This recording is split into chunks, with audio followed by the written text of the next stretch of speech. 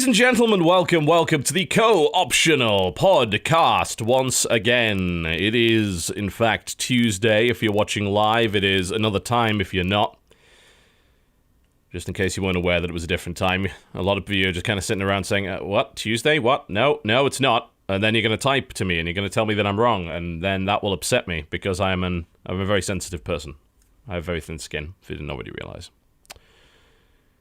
And it turns out Skype's still muted. I guess that explains why none of you interrupted me. This was a great intro. I was so happy. This was so clean. I'm like, wow. 10 out of 10. Executed. 10 out of 10. Fantastic. Welcome. You should always do that. Welcome to the show. I think I've discovered a new production technique. This is great. Should do more of this. Oh, man. Welcome to the Co-optional Podcast. We do occasionally talk about video games. Our guest today, a member of The Creatures, who I'm told is not, in fact, a 50s-style Motown group. XXSlyFoxHound, welcome to the show. That's the thing. Wait, Motown group? What? What are you on about? It's possible. You're making a Motown CD, right? Yeah. Well, not yet. We can write music, but not like that. Well, I mean, the YouTube thing is starting to die off for everyone, man. You need to transition into what's hip, Listen, and that is Motown, man. Motown is coming back. Listen, I'm gonna bring the boy band group on. Like something like that. Yeah, it's gonna work. It's gonna work. Can I request that all of you sing "Uptown Girl" by Billy Joel? That'll be something. Uptown Girl. Work. Can you make that happen? It could work. I can you get sing all it better the. than that, though? Would that be okay? Well, there's a lot of autotune nowadays, so maybe. Who knows? That's true, actually. Technology is a great way to fix your failures. Yep. For those of you who do not know, Mr. XXSlyFoxHound, what exactly do you do? Oh man, I'm just another YouTuber. I do the whole gaming shenanigans. I play Minecraft, anything that really sparks my interest, realistically. So if it's not boring and it catches my attention, I'm probably playing it. And yeah, and I'm also part of a group called The Creatures, which we do a lot of shenanigans. Let that be skits, movie trips, the works. We do everything. We do everything. Like seriously, we do everything. So I'd like to give you a fairly Lots of unique drugs. opportunity at the start of this show. I'd like to give you the opportunity to apologize on behalf of the entire Creatures group for Uberhacksaw Nova's Flappy Bird video. Why would I apologize for my friend's work? Why would I have to apologize? Explain that myself. Like, explain that yourself to me. Why would I have to apologize for that?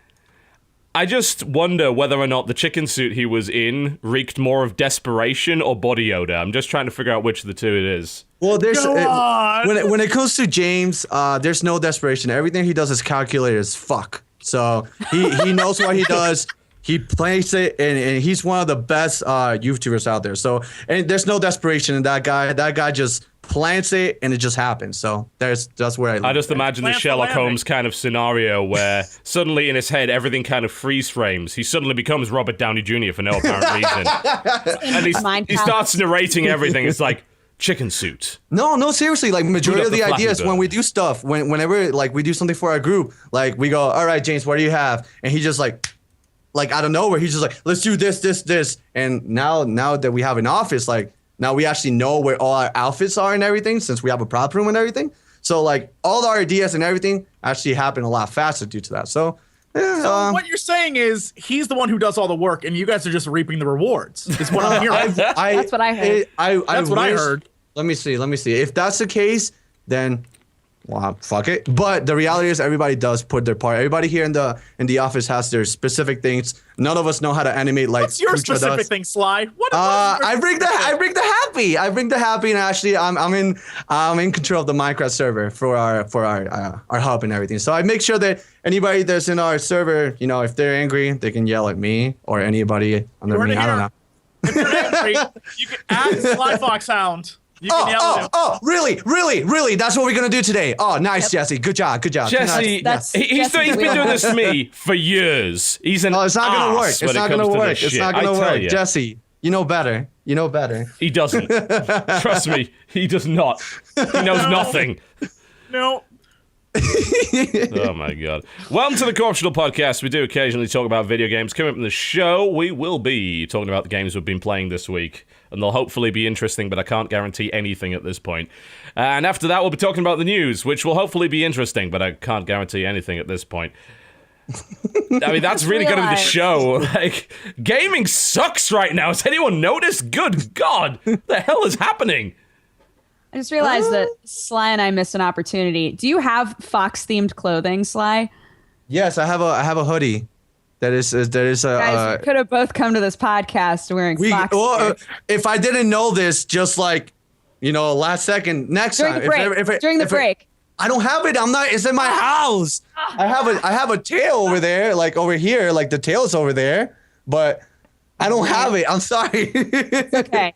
Next time. The show is actually, I think, entirely Kryken's fault, if I recall correctly, because I believe he was actually scheduled in for this week and he pulled out at the last minute. We're like, oh shit. He is apparently busy doing real things like, I don't know, exams, which are apparently important. He is in, school. Some people need to pass those. I don't know. I'm over that. Every few months, I have a nightmare about exams. Like, I've never gotten over this. It's far beyond the point where I would need to take an exam for anything, but I just wake up in a cold sweat after realizing that in my dream world, I, one, didn't hand in my coursework on time, and secondly, have just been eaten by a pigeon, and it fucking sucks. Well, What? the pigeon Both of part, them? yeah. Does that The always pigeon happen in the part. same dream? With the pigeon comes with It's the usually effect? different animals. Like, I will, because of not handing in the coursework, something kills me. And Wait, it has what? at one point been a pigeon, which kind of sucks. Has it ever been a banana? No. Or a hot dog? No, they're not animals. Or some They're type not of animals, foot-long Jesse. What the Subway f- sandwich? Don't turn it They're into not a dick animals. thing. No, Don't turn no. it into a dick thing, Jesse.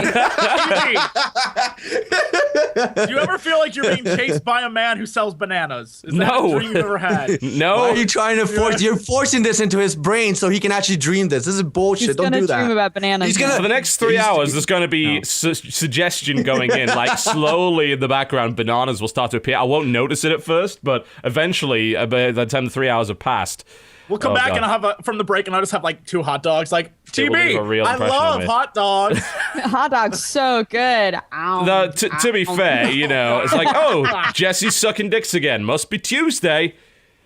What? For me, it was Fucking Tuesday. hell. There it is. It was.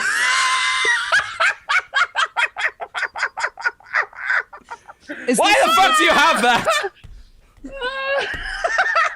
On TV. That will be stuck in my dreams tonight. The look on that guy's face. God, it even looks like a porn actor. That is the rapiest banana. I'll see you tonight. Holy Well, shit. and now it's in the. Well, let me put it in the background right here. Do you have to?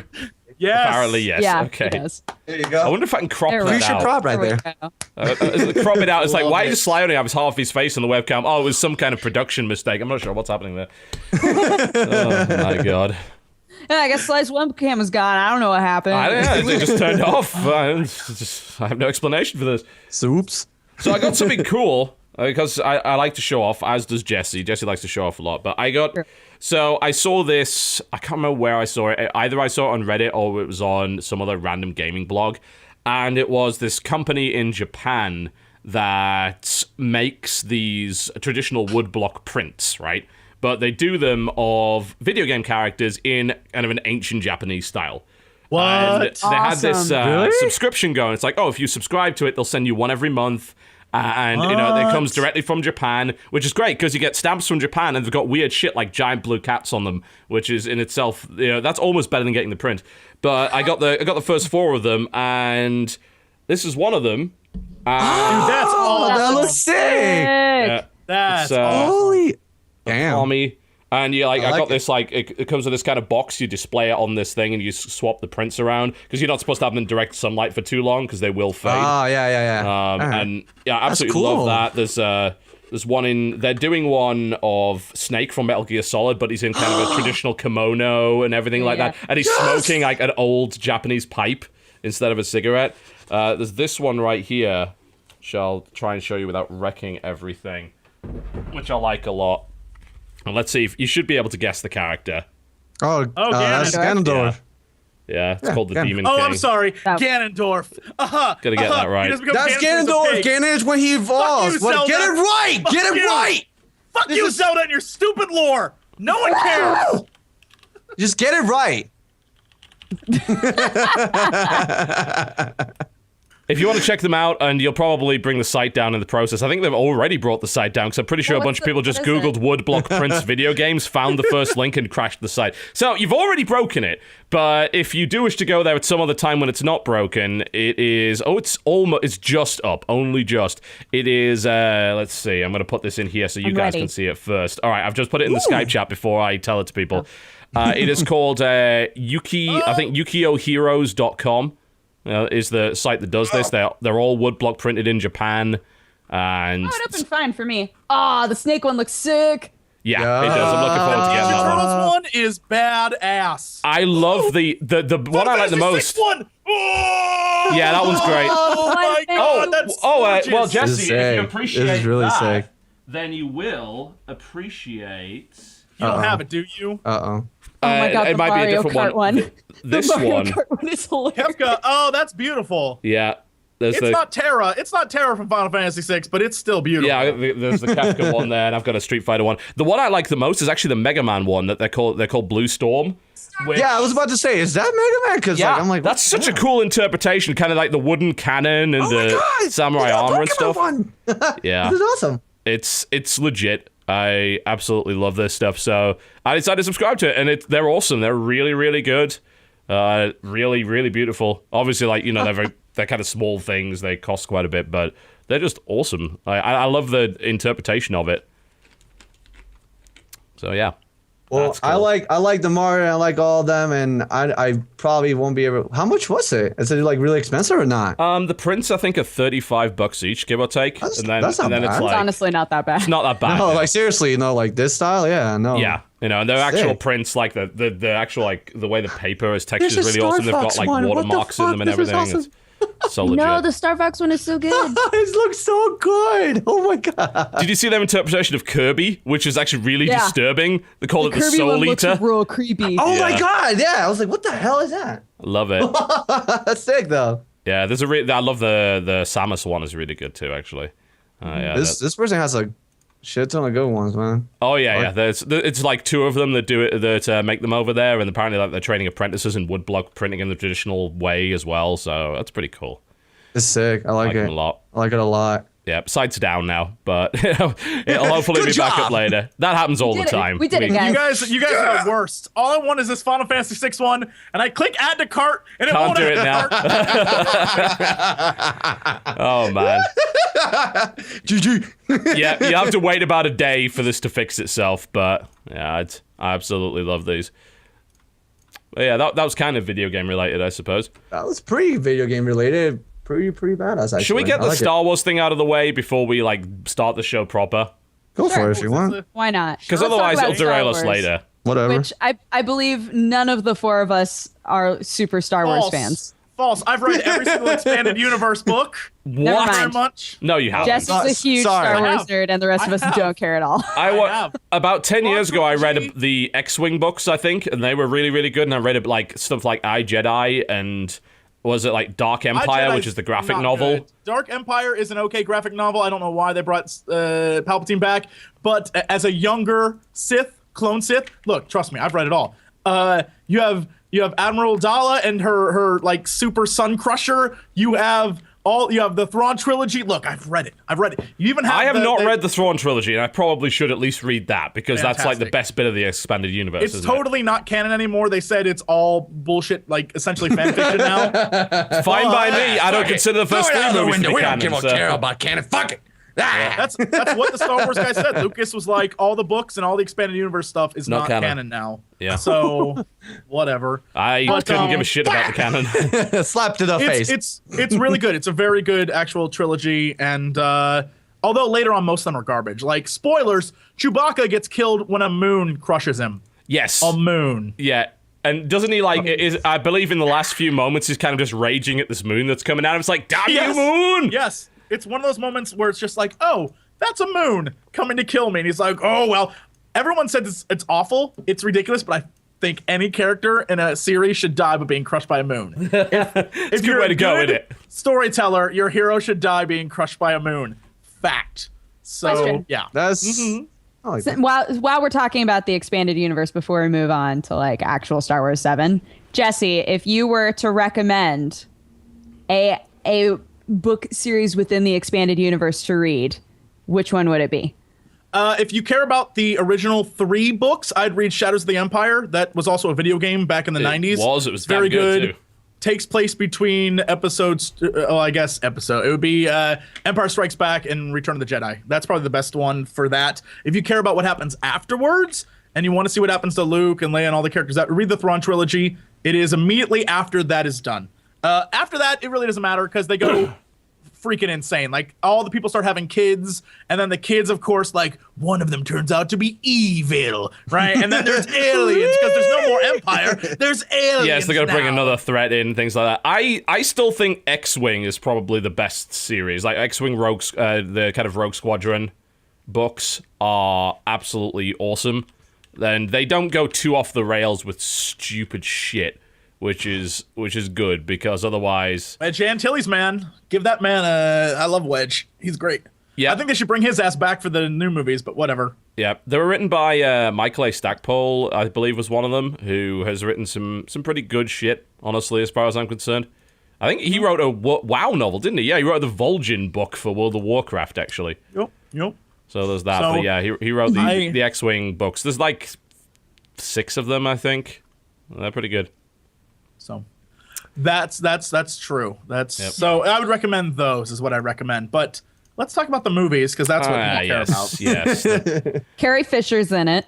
Yep. I mean, All the original cast is. Well, yeah, the 3. Well, I mean, they're not all there. We're missing Orlando. I noticed. Conspicuous. Is it wrong that I don't know jack shit about Star Wars? Anybody? No, it's not. I really, to be honest, I love the fact that You've seen them though, right? I seen. Yeah, you ready for this? I seen half of it and I fell asleep. One of the movies and I fell asleep. Which one did you see? Because if it was any of the new 3, it's well-deserved rest. So, I wish I can tell you which one it was, but I don't remember. That's how little I care about it. Sorry. there you go. I just try. I guess I'm a different kind of nerd that just doesn't like that or whatever. I'm gonna be honest. I was never hugely into it. I was always a Star Trek guy. I feel bad though. I feel bad. All my friends liked it. I'm like, I saw Darth Vader. I'm like, yo, that dude looks cool. I saw the Sith, the light, all the things. I'm like, I like the idea, but I just cannot get into the movies. I don't know if it's just me. It's just lengthy. It's just like same thing with Lord of the Rings. I started watching it and I loved it. But it's just so lengthy. Maybe my attention span is just bad. Out of your mind. I was with you at first. Person. Once you said Lord of the Rings, I was out. I'm not on your side. No, it's fine. No, I'm explaining my fault. My fault is lengthy movies. Sometimes just if it's not like, I just lose it. Can I ask you a question? What is your all-time favorite movie? I need to know this. I don't have a favorite movie. Everything changes all the time. I don't think. If you could watch a movie forever, what movie would it be? If I could watch a movie forever, I do like Fight Club. I do like Fight Club, but that's it's just not fair because you programmed that in my head. But I don't know, man. I don't have favorites, to be honest. Everything just changes. I can't say like I have a movie that after a while I'm not gonna get tired because a movie after a while gets boring. Like it just. The only thing I can watch, like, never get tired, is a TV show called Scrubs, and for some reason, that doesn't get old for me. That's the only thing that doesn't get old. Everything else, after a while, just flat out loses my attention. Multiple friends who feel that way, where they're like, I can just put Scrubs on any day for any number of hours. Oh, it's funny, best show ever. And I'm like, I don't understand. I don't understand it. I don't fight it though. It's something that makes me feel like I'm at home. Where if I go to any event, I make sure to watch one episode because I relax. I just feel at home with it. But I can other things like Star Wars or everything that's lengthy. It really needs to get my attention. Like for the longest, Attack on Titan. It took me a while to get into it, but it got to a point that it was so good, they just made me just get stuck with it. I'm like, all right. To be fair, half of Attack on Titan is fucking talking, so that's probably got a lot to do with it. And they do drag shit out. After when you get I think it's episode 5, GG, you're part of the series, you're going to become a fan because all the people that you were invested, well, you know. No, I don't, because I've never watched it. Well, good. Well, to those that watch it, they know. And again, after episode 5, people usually get hooked up. They get hooked up. So plot-wise for this thing, just as I bring us back onto topic here, sorry. It's entirely fine. This happens every show. But I do like the fact that they have effectively brought no names on as the rest of the cast. I'm the only one that I know fairly well and that most people should kind of recognize and who will do, I would imagine, a really, really good Imperial villain is... Oh, what's his bloody name? It begins with an M. Idris Elba. Possibly. No, not at all in any way is it Idris Elba. That's absolutely not the case. Girl can dream. Yes. Yes. Yeah, that's how you pronounce it. Yeah, Max von Sydow, who frankly sounds like a Sith Lord in real life. So no, I'm sick of it. Max von Lucas is no longer in charge of this, and I want this to be fact. They have a young, the young ginger bearded kid from In Time. I'm tired of all the Sith being old men. I want him to be the villain. I want this evil redheaded Well, it's not kid. going to be Sith. There most likely won't be any Sith. It'll probably just be an Imperial commander of some description. And before you're wrong, and they just find a way to just First like. off, there's always going to be a Dark Jedi, even in a time in the books when there weren't even I really bad hope guys. there isn't. Jason Solo becomes a villain. Han Solo's kid becomes evil, yo. I'm just saying. I love the passion. I love the. He becomes evil. Yeah. I love the just passion. saying. I want a redheaded little punk evil kid who just like starts killing everyone. Luke Skywalker killed by a ginger. I want that so badly. Yeah, Like, but do you understand the jokes that are so easily put there? Like, oh, he killed everybody because obviously he has no soul. Like, that's just BS. That's too easy. It's a Disney film. It's The kids too will relate easy. to it. It's a Disney film. Children will relate easily with that. What They'll does be like, that I mean? know. What does that mean? They'll be like, I've Because seen that soulless all the person redhead before. kids will turn into villains. I guess we know our place in the world, guys.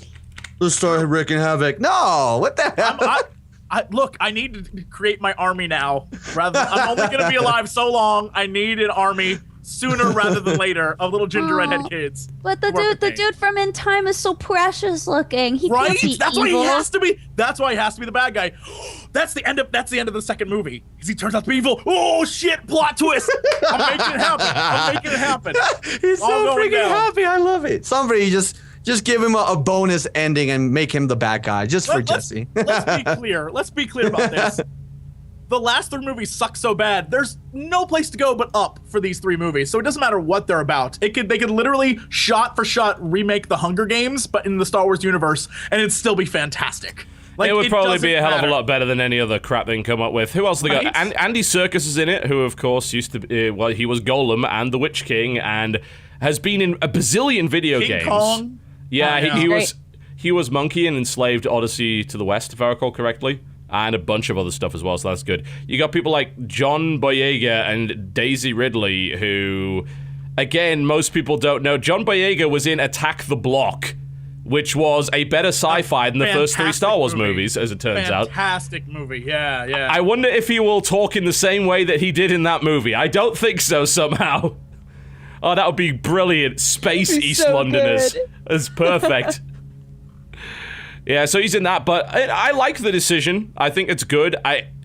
One of the things I actually hated the most about the first three was the fact that they had people that were known in it. It's like, oh, I know that actor, and I know this actor, and oh, it's fucking Samuel L. Jackson, who has no business being in a Star Wars movie. And for the other guys, you only really knew them outside of, maybe Harrison Ford because of Star Wars. And I don't know, I suppose it let them be the characters in a much easier way without them being like judged by their previous work and without you like as a viewer being attached to the characters they were playing previously. Yeah, exactly. I mean, it's the same reason why they wanted a kid that nobody knew to play Harry Potter. Yes. They're like, we want you to just be Harry Potter. Yeah. Nobody else. Nobody else. But And unfortunately now he's Harry Potter in everything else. Yeah. He's Harry Potter in everything, no matter how old he gets. Yeah, that's the problem with that. When you have that big role, you become typecast, especially if you've not been known. I think it was, wasn't it Christopher Eccleston that bailed on Doctor Who after one season because he didn't want to be typecast? Which was a shame because that was the only season of Doctor Who I actually enjoyed. I loved him as a doctor. He was so good. Everybody always hates on That him. series was legitimately enjoyable for me, and the rest of it, I've just been like, Oh god, it's more cheesy BBC shit. I grew up watching this. It's like they have the same 3 pieces of music every time. The sets are fucking terrible, their effects is terrible, and their writing is bullshit. And the plot holes, the Bullshit. Yeah, You hear it here first. Doctor Who. It's bullshit. it is bullshit. With British TV, we only do 2 things well. Yeah, comedy panel shows and God, period you're dramas. so good at that. Yeah? I will completely agree. Every panel show from England is amazing. Awesome. Yeah. Fucking love it. And period. TV's right. And period dramas. Anything dramas, yes. in the 1800s, early 19th century. Mwah, Yeah. Fabulous. Keep going, England. You're wonderful. I watch it all the time. Downton Abbey is precious. More Downton Abbey. If you can give my me God. more Downton Abbey. The That's characters all I want. are fabulous. I didn't realize that what's her face from Game of Thrones, Ygritte, was on Downton Abbey. I didn't know that. Oh, yeah. I was blown. I was like, Girl. She's a little maid girl who wants to be a secretary. God damn, I love that woman. I would. Just saying, if you've never seen a British panel show, there are a few that I would certainly recommend. QI is an obvious one. Mock the Week is fucking excellent. Never mind the Buzzcock. Nevermind the Buzzcocks is fantastic. I'm not sure if Have I Got News for You is currently running, and obviously it dates a bit, but it's still very, very funny to watch in the past. So yeah, it's all absolutely awesome. Really, really How good about them stuff. video games, guys? Yeah, let's get on to actual video games. I don't know what the fuck we've done for the first half an hour, but there you go. Man, what happened to them? Right? Well, we've had a really boring few months for video games. Now things might be finally picking up. Now we although I'm talk not- about porn. Yeah, and we Star did. Wars. Look. By the way, I saw the movie Pirates since our last podcast. How did you?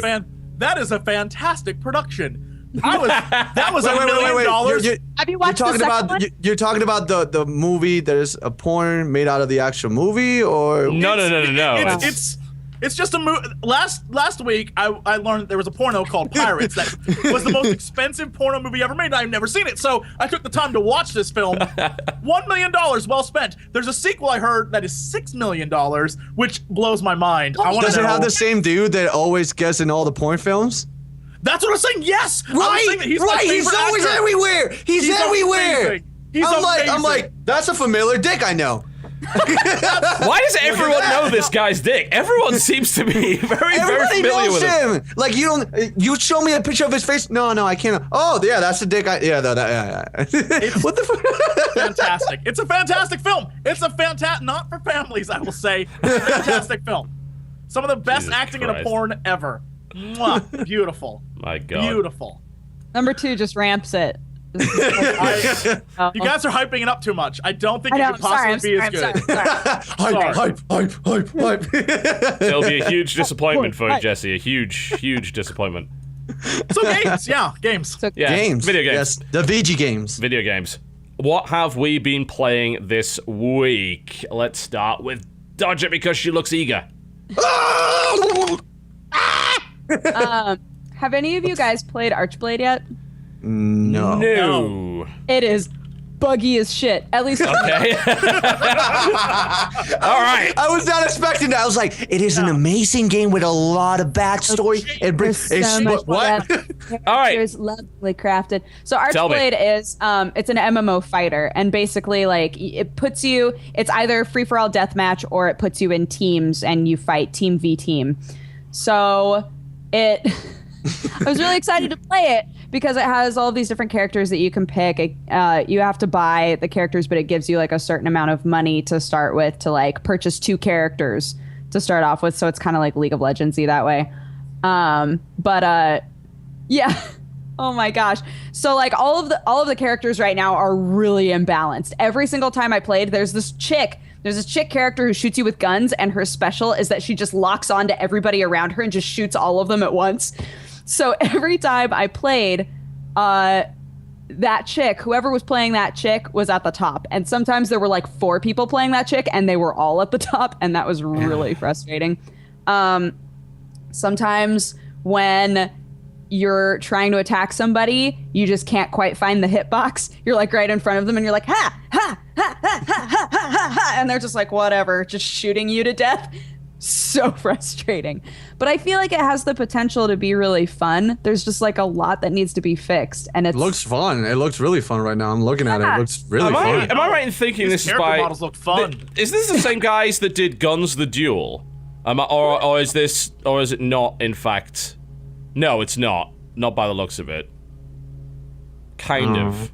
No, it doesn't appear to be. I thought it was the guys who made Guns the Duel and have made Guns 2 since then. I remember playing Guns the Duel fucking years ago and it being, oh my god, this is incredible that you can actually do this. You do the wall running and the diving and the spinning and the dual shooting.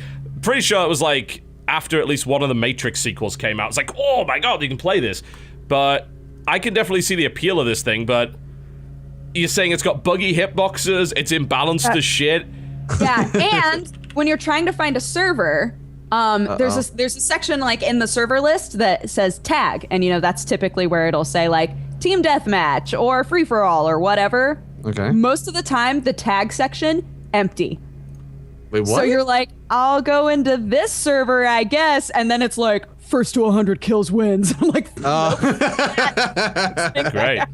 Like there's a lot of problems right now, and I kept the girl that I kept playing was she basically looks like Hatsune Miku. She looks like a Vocaloid character, and you just like run around and shoot people with ice. But man, I just like couldn't hit people. It's no big surprise. It's Korean. I could tell just by looking at the art style. Yeah. It's like, Can I ask you a question, Dodger? This girl has a giant scythe and is wearing a purple thong. Yup, Korean. There's a succubus character, of course, and every time you load into the game, she goes, "I just got out of a shower." What? Why is that her Hello? tagline? What? She likes to be clean. What is wrong with that? Korea, ladies and gentlemen. Hygiene before battle? Is that how it goes? Right. You can get an infection. You don't want to get you don't want to get a pussy cut. You don't want to get your cut get all pussy. You need to take a shower. Pussy cut. What were you going to ask me, Jesse? No, I was gonna say I was looking at reviews of the game. Oh, this and character. A lot of people are saying it's like fairly easy for new people to get involved. A character has all these different play styles, all this stuff. But and it's great for cheapskates. But basically, the biggest con, they have all these lists of pros, and the giant con is typical sexualized female characters. And hearing you say things like it's buggy, it doesn't. I was like, I feel like they didn't do their job research. In this game. Yeah. Is she using like Nerf guns right now? It's really weird. This female character appears to be wearing very little but hot pants and bronzing oil, and is fighting with what looks to be water pistols. She's using Nerf guns. Look at that. I think that's the chick who locks onto everybody and is like super imba. Yeah, she's locked onto this monster apparently because like. Now, is that another player? The Monster Man? I assume it's another player. He's getting wrecked right now. Lock on. He's getting absolutely wrecked. Oh my god, easy mode engaged. Look at that. That's the other thing that's really weird about it to me is a lot of the character designs don't seem like they're in the same world.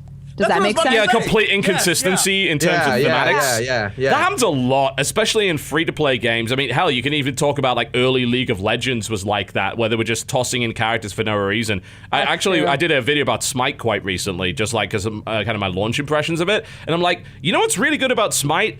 Everything feels like it belongs because everything's a god, so that it's really tight thematically. And then you got stuff like this where it's like, okay, there's appears to be some kind of big demon guy with a giant sword and water pistol girl with a bronzing oil.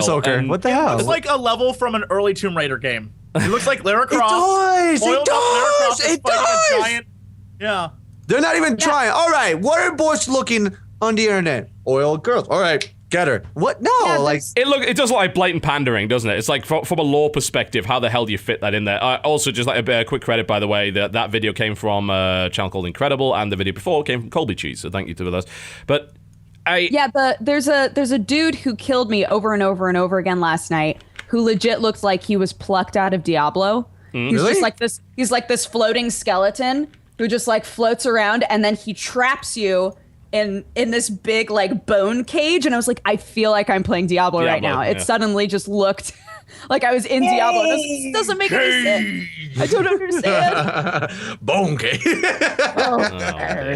Traps you in his bone cage. You know, I'm gonna say like that criticism that was leveled there. You identified a bunch of actual problems. Apparently, Sly, you're slightly too loud. Could you turn your volume down just a little listen, bit? this is a burden that I've been living since I was born. You can ask Jesse. It is a horrible disease. Like, Listen, guys, everybody in the chat and everything, I do apologize for that, but seriously, this is I'm moving the mat, like I'm moving it back like as much as I can. Seriously, but yeah. Anime TV. Hey, to anybody that doesn't know me, I'm really loud all the time. Sorry. Don't worry about it. As I was saying, like Dodger, the criticisms you came up with, like, oh, these are legitimate criticisms that sound like a really bad thing. And then, as Jesse was saying, oh, well, the biggest con is the over-sexualized characters. It is it's low-hanging fruit in both ways. Like, it's low-hanging fruit to get teenage boys to play it, but it's also low-hanging fruit to kind of criticize that and not look at the gameplay itself. I feel like, oh, well, it's okay, I'm balanced now because I wrote a bunch of pros, but now I said, oh, over-sexualized characters. So I did my due diligence, guys. I'm a great reviewer. Yeah. And that's something that I think is, you're right, it's very low-hanging fruit, but it's also something, if it's like a Korean-style multiplayer game, it's to be expected at this point. Like, that's how they design characters. They've been doing that for you gotta get decades. Over it at this point. And it's, you know, I understand why people have problems with it. I have problems with playing certain games from Japan because the anime chibi bullshit or the over-exploitative fucking fan service and the really creepy stuff. It's like, this is a teenage high school girl, but look at her ass. Like, no, I don't want to do that. I'm 29. I'll be arrested. No. I have problems with that as well, you know, and Korea has a lot of sexualized female characters. And I remember when we were doing like stuff on Terra, everyone was saying, oh, you know, why do these characters look like this? It's like, it's Korean. It's become more of a standard though, like you guys said, it's becoming more of a standard with all this. It's just like, all right, very anime looking, obvious, all right, cool, then let's go with that. But like, the one thing that bothers me though, what Dodger was saying is like, you know, the mechanism from the game itself. Like, all right, you're gonna get all these random characters. All right, I'm gonna look over that. But if the game itself is buggy as fuck, then listen, there's no saving grace there. You're fucked. Like, there's nothing you can do to save it at all. Like, I obviously they're gonna work on it. You know, this is something that I don't know. Did it just come out? I don't know much of this. It just came out. Yeah. It just came out in this country anyway. Like, how long's it been out in Korea? I don't know. That's a good question. See, that's another valid thing to bring up. If like, how long had they had it up there? Exactly. And it was this a passable decision, or it's maybe server problems? What is it like? You know, it's really weird because like Codebrush was established in 2008, yeah, and and Archblade is the only game they have made, and it seems to me highly unlikely that they were established and spent 6 years making this game and then only just released it in both territories. I can tell you what I can do. They'll have to wake up, but I'll find out. Just for the sake of it, is I'll ask our Korean StarCraft guys as to whether or not they have heard about this and when this came out in Korea. Probably years ago. Somebody mentioned a year in EU. That bums me out so bad because I was thinking, well, I'll keep playing it and hopefully they'll fix it. If it's been out for a long time, they're not going to And it's still broken? Yeah. Well, I don't know. Maybe we just need to bark and complain enough. If you enjoyed the game enough, like, you know, maybe something. It could happen. I don't know. Complaining. The game looks like it has potential. You're throwing it away. There you go. Now do it in Korean. Complaint. Yeah, it was according to the information that in the chat and from Google, which is kind of mixed. They said January 2013, but that means they've had over a year to balance this fucking thing and somehow haven't managed to. And you're saying, you know, it's extremely buggy. I think that stuff like tagged lobbies, that's fixable. Like, that seems like a localization issue. For sure. But, I mean, have you experienced, like, game lag? The hitbox issue is obviously, like, a really big problem. And it's a shame, because I would play this. Like, looking at, aside from this... It looks cool. It looks cool. It's almost like Smite-like, you know, in that it's like you're very much behind the character. Yeah, I like that. I like the arena brawling stuff, but I don't know about this, the hitboxes and the character design just is a real put-off. I would say maybe it's because the two characters that I chose to try and play with, like, just weren't good for my sort of play style, but that doesn't fix hitboxes. I was about to say that regardless of whatever style you have, if hitbox is shitty, it's shitty. You can't do anything. Oh, Jesus. And one of our mods is saying it came out in 2011. What? Oh my God, really? This is an inherent problem, I think. Hello, we darkness, always have my Sly old on the friend. show. He reacts. Oh no, that is so terrible. No, because I don't feel not only I feel bad because it's been so long, but the fact that you're like hoping. I just saw your dreams just kind of like. I'm like, shatter right there. This is a problem that has existed a long time with the transition from Korean games into the West, because for years I've tried out playing all the different free-to-play and all the different games that are released years after they've been out in Korean markets, and when you play them, it's like, this is buggy as shit, and it's not like, this isn't an aberration of what's normal. 90% of the games that I play that are like, oh yeah, no, we're bringing it over, it's this really popular Korean game, we're bringing it over and you can play it online now for the first time, it's garbage, and you're just like, what? How is this popular? Maybe we're spoiled. I don't know. Maybe, I don't know if that could be it. Maybe over it's there, really odd. It's the standards. I've never been there. I don't know realistically how they do things over there, but like, maybe our standards are completely gaming different. culture's huge. Gaming yes, culture's huge and That's stuff. what I aware. don't understand. I'm aware, but you would think that everybody would kind of synergize and be like, all right, this is how things are going. People seem to be enjoying it. Let's go this way. But no, people just, it's just all It scattered. could be localization, translation, could be all sorts of different things in the process of whatever company makes it happen over here in the States or in Europe. It has been or known to whatever, happen. If I recall correctly, there were some problems in Terra as a result of the localization, because they give it to another company to do it. Although, from what I've seen no evidence that this is localized by anyone other than the actual company itself. Like, I can't, if there was localization assistance, I can't find information about it right now. Yeah. They're claiming it's just, through the Codebrush Games guys, which is, that's those guys. They must have had some kind of assistance, but it is possible it fucked up in transition. But like you said, you'd think that if these balance issues and hitbox issues was such a big deal, that this game... 3 years? I don't know. Nope.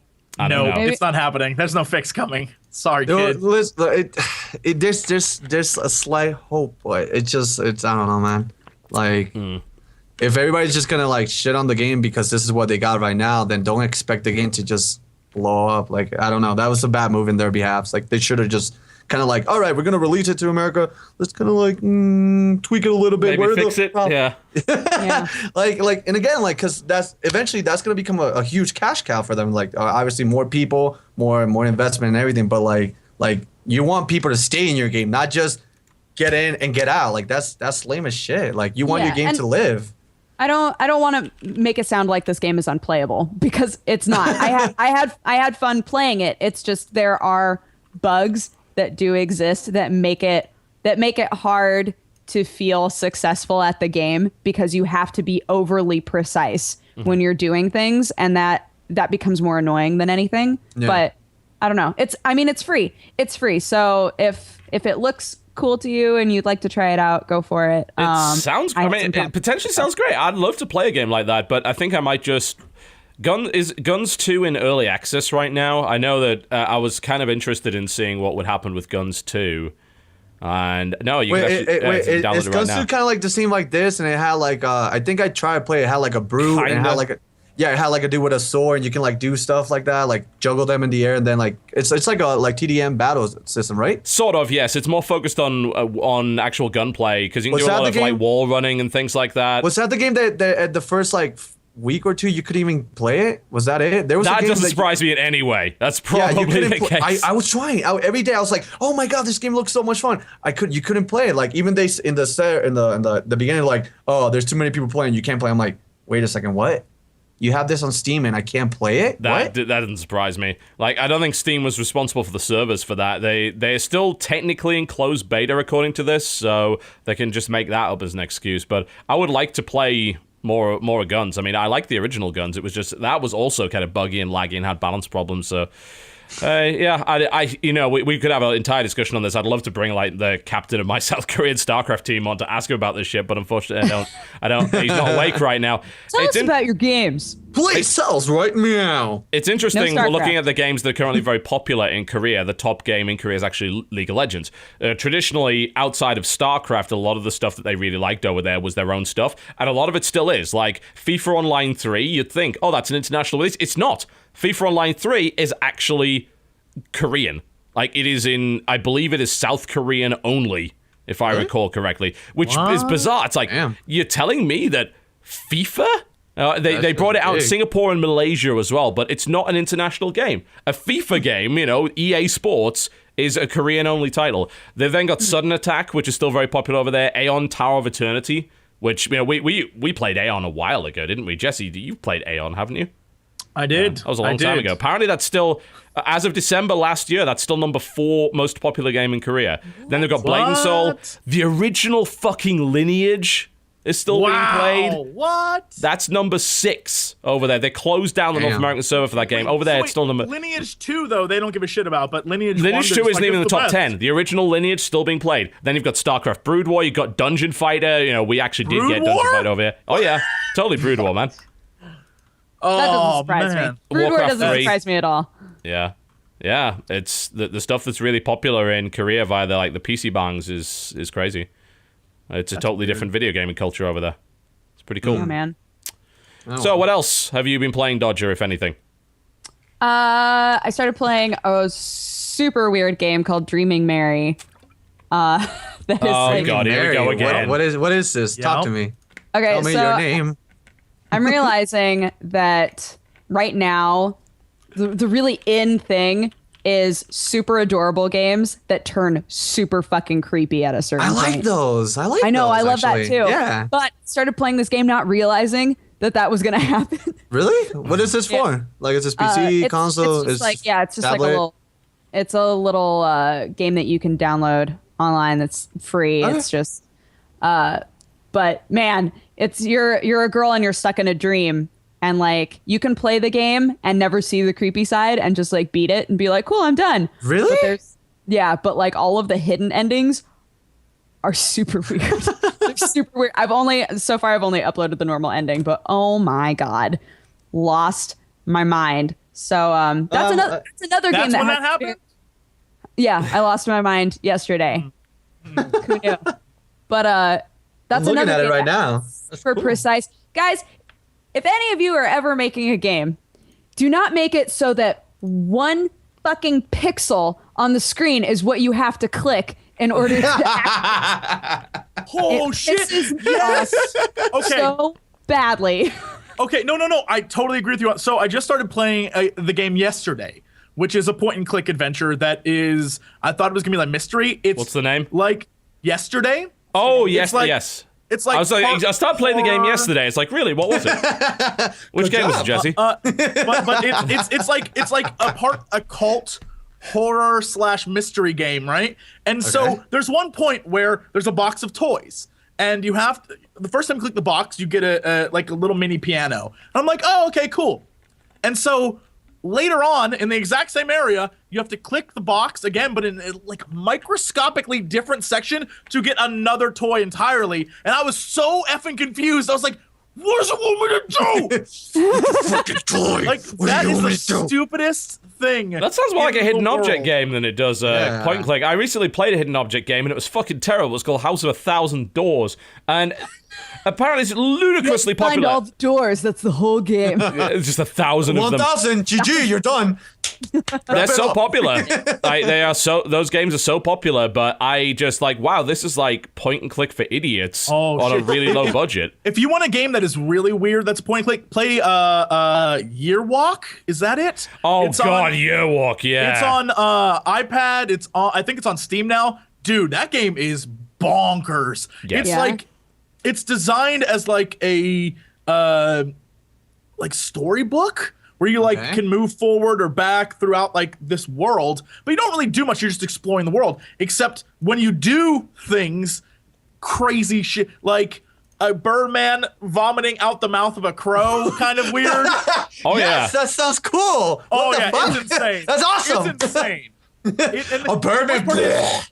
The worst part It's is twisted. Imagine playing it on a phone with earphones on a plane, and you're just going through it. And all of a sudden, you're like, ah! And then you look around, there are people on the plane just like, what the? Yeah. That was my experience. Do not That was play my Yearwalk on a experience. plane.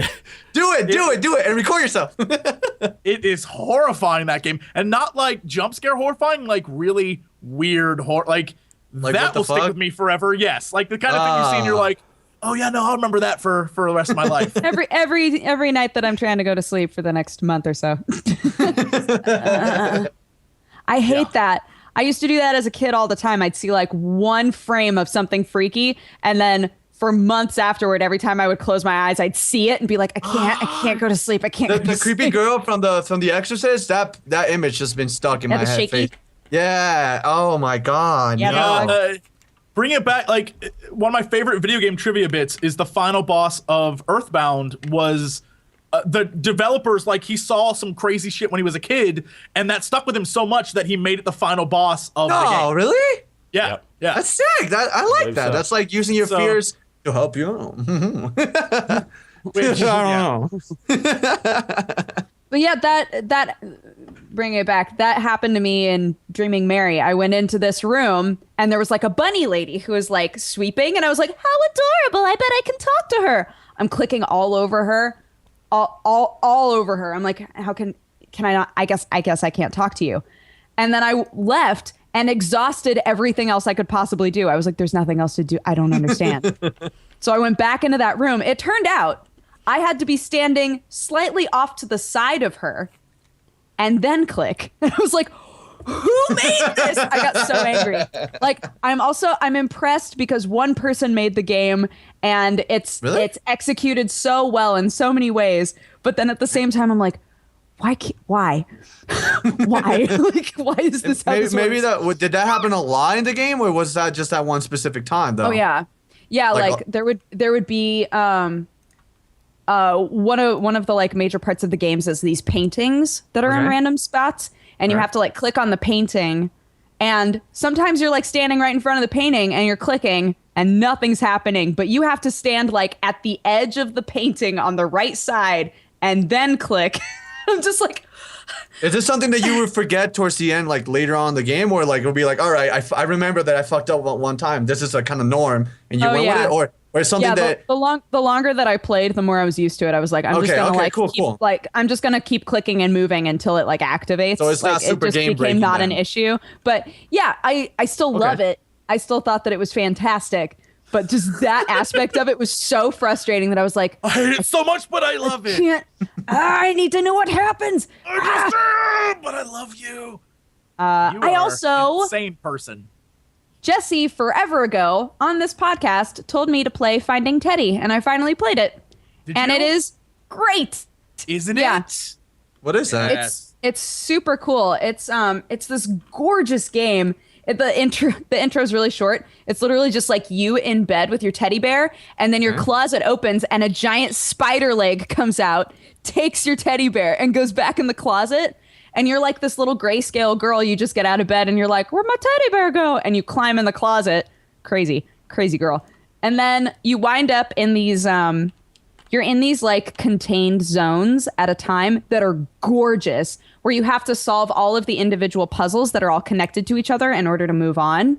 Okay. And it's so nicely made. It's just beautiful. I What's really, that really for? love Is it. that what platform is that for? Because again, like all these, this by the way, this group, this amazing group that I'm here right now, is you guys have different tastes, like complete to what I'm I sure. normally used to. So like this is like oh, I never heard this game. This sounds cool. Oh, what the hell is this? Like If it makes you feel better, I hate everything that Dodger likes, so. Oh, that's cool. I'm very like open for a lot of games. I give them a try, and like if I don't like it, I don't like it. But all these things, like I like creepy a lot. So like I just don't like scary games. I don't know why. Don't like scary games, but like creepy. Makes no sense. Okay. All right. Should try out Dreaming Mary then. Okay, I'm gonna try it. Yeah. Yeah, Finding Teddy was the game that before we started this podcast, Jesse, when we were talking about like audio issues, I recorded so much of that as like a first impression, and I can't get the audio to like the audio just slowly gets off track, and no matter what I do, I can't get it back on track with the video. So I still haven't uploaded that, but that game is great. I absolutely recommend that as well. Cool. I might have to try those seriously, just for myself. And if they spook me enough in a way that I'm not gonna, Finding be Teddy a little man woman, then I'll probably do it. Yeah.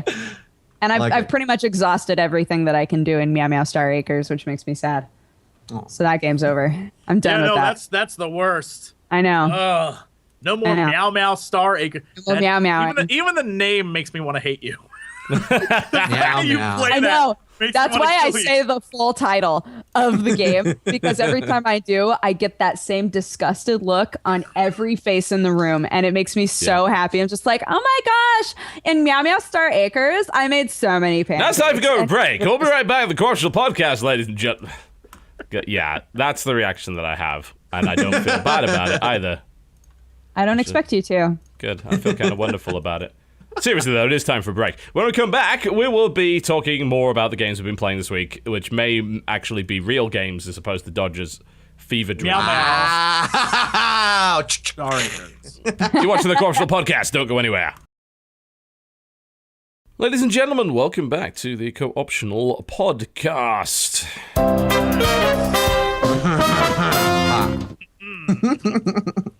Yes.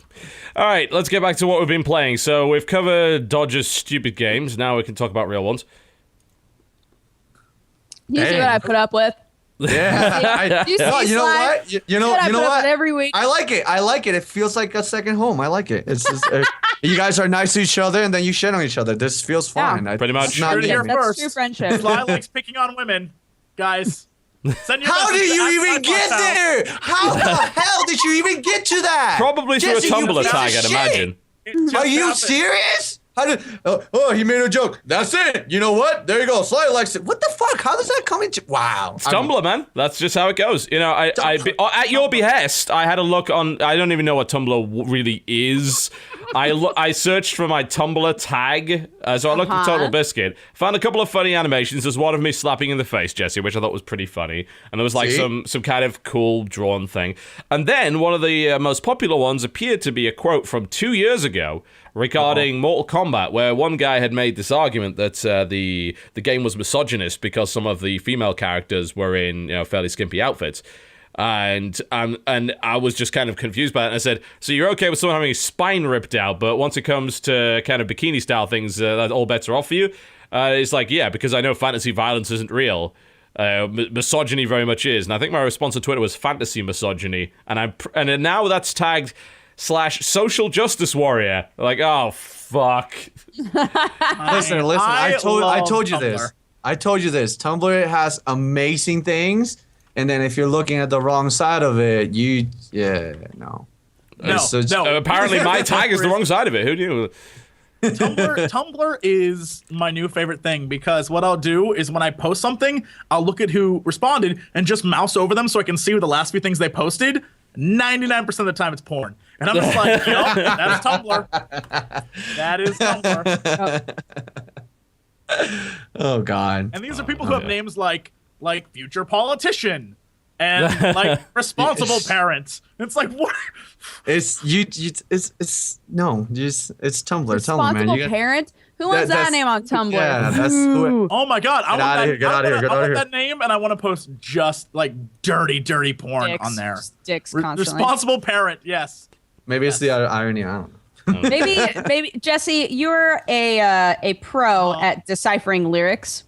I am. This is true. Can you tell me what the lyrics "cigars on ice" mean? Cigars on ice?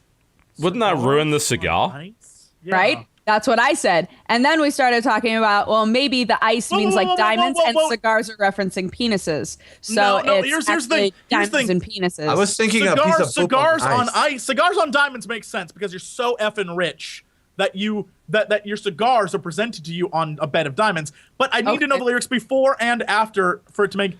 According to Urban Dictionary, cigars on ice is a phrase used to describe a man taking a cold shower to relieve his boner. What? I was Now we way know. off. Wow, and Sly just leaves. Sly's like, no. That's as far as I can go. I'm sorry, I can't deal with What any more of this happened? bullshit. Your camera went Cigars off. on ice? Turn your camera back on, Sly. I'm sorry. there I'm we sorry. Oh, Just- God. Cigars on No. ice. Of all the innuendo, I have no reason to idea believe a Urban cold Dictionary. shower is Then cigars right after on that, ice. she talks about flashing lights. Flashing lights. Drunken love. According It's a to Beyonce Jay-Z people.com, this was the argument I was saying I was making last week, that rappers just make up words because it's easier than actually having to rhyme real ones. Apparently, according to this, cigars on ice is the practice of drinking alcohol on the rocks while smoking cigars. Two There you luxury go, that status makes symbols more at the same time. That is a Beyonce lyric. That makes sense. That makes way more sense. I don't think Beyonce would ever be like, I gotta get rid of my boner in the shower, turn on cold water, stand in it for an hour. I don't think it would ever happen. Well, you just had better rhyming than 90% of commercial rappers, so well done, you know. It's good. You're welcome. You're welcome. Oh dear. Okay, let's Very proud of you. back to video games. Thank you very much. Can we talk about Pocky? Pocky's pretty good. We like that. Aside from that, Pocky, though, it it's looks the like Korean knockoff Pocky. Oh, okay. Pero, what the hell is that? Oh, I can get my guys to send me some of that. From Is Latte. it any good? Latte. Is it any good? I mean, it tastes exactly the same, but I love it says stick biscuit in huge letters, Stick biscuit. and I There you like go. that that's your Perfect. nemesis. Yeah. Fucking stick biscuit did it Hashtag again. Stick biscuit. There you go. That's stick biscuit. There you go, guys. There's a new hashtag, stick biscuit. I Stick like it. biscuit. There you go. Stick biscuit. Which is also the practice, funnily enough, of getting rid of your boner in the shower. Who knew? So, No. Child of Light. Anyone played that? Oh, yes. Yes. I played a good amount of it. So I was going to do a video on it today. And they fucked the save files up completely. I was about probably like 4 or 5 hours into the game, That is and I a was major problem with it right now. Agreed. yeah. This happened with some of the. We were talking in the TGS chat, and a bunch of people who were playing it had the same issue. I think Unit Lost said, "Oh, I'll send you my save file. I'm just gonna load it up and check if it works." Gone completely. The save file is there, but it doesn't work anymore. They patched it today, and it just nuked the whole thing. And I honestly, I certainly have no desire to get back to that point on my own. Here's something that I learned right? that in talking with the different PR people with Child of Light, apparently they were aware that the PC version, which is why it isn't out yet, has some issues when it comes to stuff, and so that's why they were giving a lot of press people the 360 and the PS3 versions, because those were the ones that actually worked. It would have been nice if they'd let me fucking know that before I invested like 5+ hours into it. Yeah. It is based on Uplay. I actually have my Uplay cloud saving off by default because it fucked around with Assassin's Creed, and it also caused me problems with Splinter Cell Blacklist. So I turned that off, but that made no difference. I still have the save file. It's sitting right there. It just won't load now. So yeah, No, that's so depressing. There's no reason to touch. I mean, unless you already have the footage and you're good to go, there's literally no reason to touch it until the 30th. Like, I'll probably I just feel have bad. to. I feel bad. I'll probably just have to go back and do the first. I don't know. I'll get past the first 30 minutes until you kind of got some combat, and then I'll maybe just film from there. But I've got my opinion on that pretty much right now, and that is Thoughts? it's all right. Really? I heard you're the second person that says that. You're the second person I read something already, and I was like, I hope was it's kind wrong. of about it. Oh no, they're saying like the one thing I hear is like it's a really good game, but it's not. You won't remember it. Like there's no like you don't get attached to anything. I'm So like, really? there's a few problems the game's got that make that the case, right? The first problem is and this is actually the thing which annoys me the most. They decided, you know what will be great for the dialogue if we rhyme everything. Yeah. Oh, is a rhyming one? It's all of it's rhyming. All of it. And Really? it's Sometimes it works really cool. well, and sometimes you're like, most of the time it's bad. Like it's because you can tell. You can I was absolutely gonna do a tell. let's play on this. Damn it! No. Oh, you'll hate it. That is not a Really? let's playable thing. I really do think like with the rhyming and everything like that. I don't know what you'd make of it, but whatever the case, I don't know. People are I'm still bitching about making one embargo. 'cause The I embargo love lifted it. yesterday. Please, I do this for a living. Fuck off. Anyway, the problem with the dialogue is that they contrive it so much to make the rhyming scheme work that it ends up being bad. Because instead of just writing good dialogue, they have to write dialogue which rhymes. Yeah, which means that they kind of shot themselves in the leg right off the gate when they started doing that. Exactly. That sucks. Exactly. Fuck. So that I wanted that game to be good. I'm gonna try anyways. For people who watch this podcast or who watch anything I've ever done, it's my level of like rap rhyming where it's really bad. But Really? they're doing it on purpose, and I'm doing it off the top of my head. Like that's just shows you. Like it's the problem is that even with that, and hopefully you'll agree with this, TB. I fucking love the combat. I'm sorry. I love the combat. That's in the that best game. part about it, but simultaneously, because they didn't emphasize it enough, I think that it falls short. So the combat is an active sort of JRPG style combat system where you will have your main girl, who is the main character, who's always in your party, and then one other character, and you can swap them out in combat, and you'll probably need to in some scenarios. And everyone has a bar that kind of moves up to this point on the screen which says attack. At that point, you pick your attack, and each attack has a different sort of charge up time. And you could say, all right, I'm going to just go for a regular attack, or I can go for like this spell or whatever. It's similar to, I think it's Final Fantasy 13 system is quite similar to it, but more particular, if you played Grandia, that old RPG, Grandia 2, it's very much like that. So it pauses every time you have a choice to attack, and you can just like pick whatever you want. And then you do your attack, and it works pretty well, yeah? It works pretty well, but the problem is that there's not a lot to the combat beyond that, because there's basically no equipment system. The only thing you can do is you can have gems called oculi, and you can put them in 3 different slots, like weapon slot, armor slot, or just like accessory what slot. does the gem do for you? It gives you like a minor stat bonus. Like I have one right now that's like 8% fire damage. And then there's, if you put it in a different slot, then it'll be like, oh, fire resistance or whatever. But there's not a lot of that. And none of them really, at least about 4 hours in, have any interesting effects. Here's the thing that I think, and I just loaded up the Uplay little server thing so I could verify this. But here's the thing about those Oculus that really pissed me off. The DLC, there's a buy now, pack of rough Oculus, buy now. Yeah, they're pack fucking of tumbled selling Oculus, buy now. Pack of faceted Which makes buy no now, sense in a Stardust pack. 10-hour single-player game. Why is There's that only 10 there? hours? Yeah, it's about 10 hours long. It's not long. It's not. But it is like a $15 title. It's not a full-price release. Okay. So 10 hours is kind of It acceptable. still looks gorgeous. It's still No, this is where I was going to Yeah. go. Thank you for saying that. What really drew me was the idea that you have like obviously like kind of like the Final Fantasy battle style, but then they didn't just make it like a normal just platform. You got to go here, talk, and make it happen. Like you apparently seem like very Mario-ish, or like you got to avoid all these like. It's very cool. Like I love how does that. it tie in, like kind of Metroid, does the visual, like Metroid does it? Castlevania sort of thing, because you have those big sort of 2D exploration kind of thing going on, which is okay. Like you fly around, you find like chests. You get to fly very early, which is actually I think a good decision. Yeah, you get wings really early on, which means you go through the first section. It's like, okay, so it's kind of Metroidvania. You solve like one platforming puzzle, then you get to fly, and then suddenly you can go pretty much anywhere, and then you explore that old area to find other chests and pickups and things like that, and you get different quests to go to different places. The flying and the moving around is pretty fun because you get to see some really cool environments. But you see the enemies on the screen, and you can surprise them, which is super easy, by the way. You can do that all the time. Yeah, and once you do that, you go into a battle, a kind of the RPG style battle. And you level up kind of in the same way that you would usually. It is. The components are good. It feels like every part of the game is just a little thin, you know. Like the combat, in the sense like the combat system's good, but there's not enough moves and there's not enough interesting attacks to do. So there's not enough mechanical complexity to make it good. So what I'm getting from you is like the game had the right idea, but they didn't put more than needed. Like the game it's a good idea. It's oversimplified, in my opinion. That's all.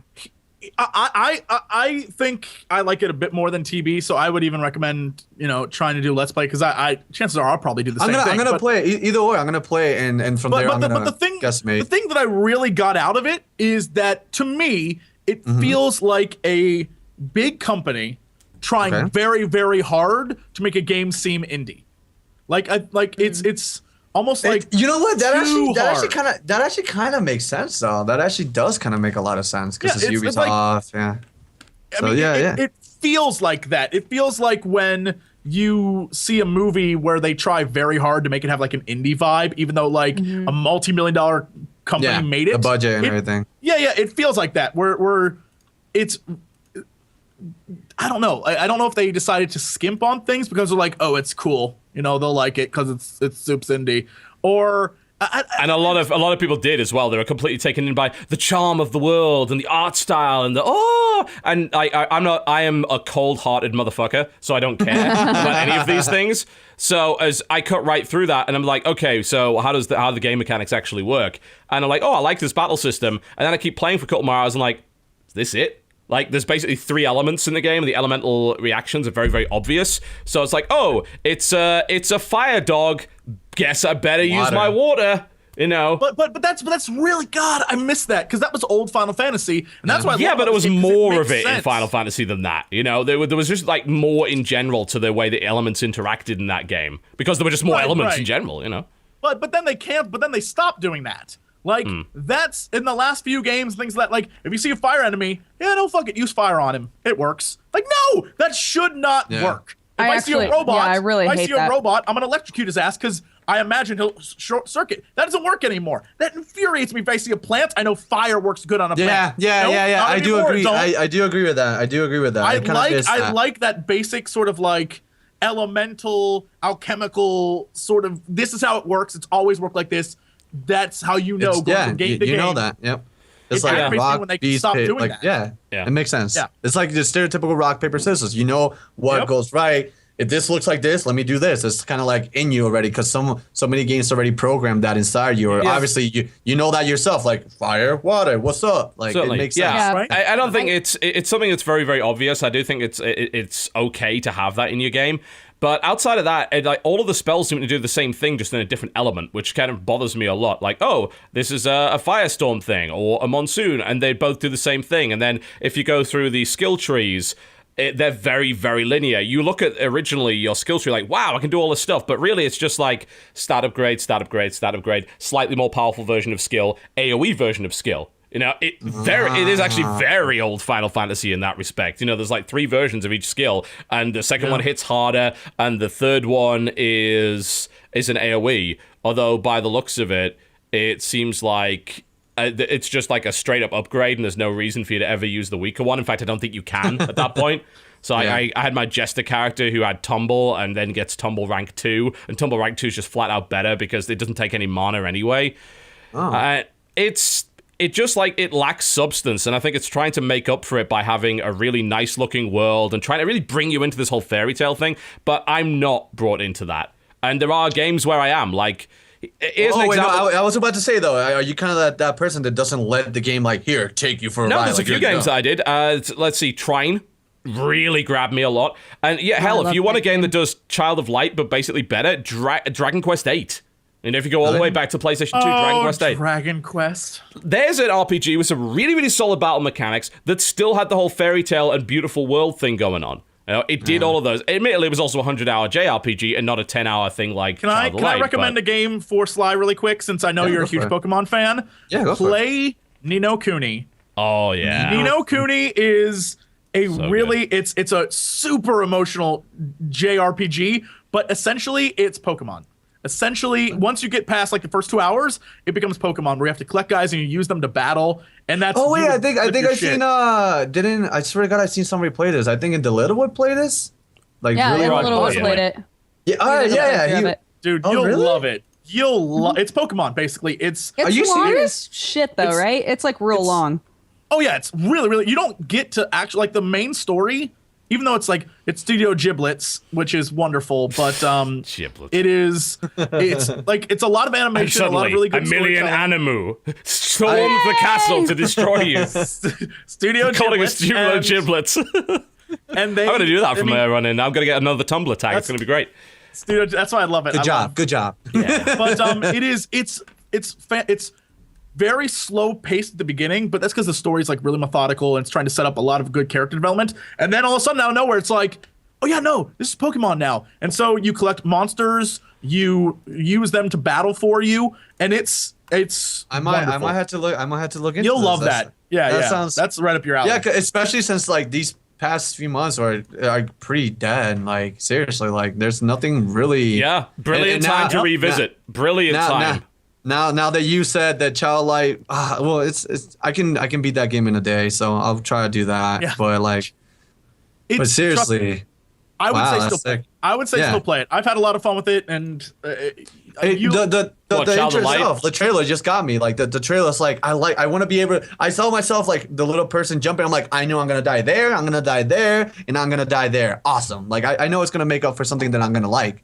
But Yeah. it? I have never died up to this point. Like 5 really, hours in. oh come on, TV, It's- MLG. really? No, it's just, Are it's you just kind like of, being it's super just not try very hard and be difficult. good? It's Are not, you just like- not difficult. Like It's not.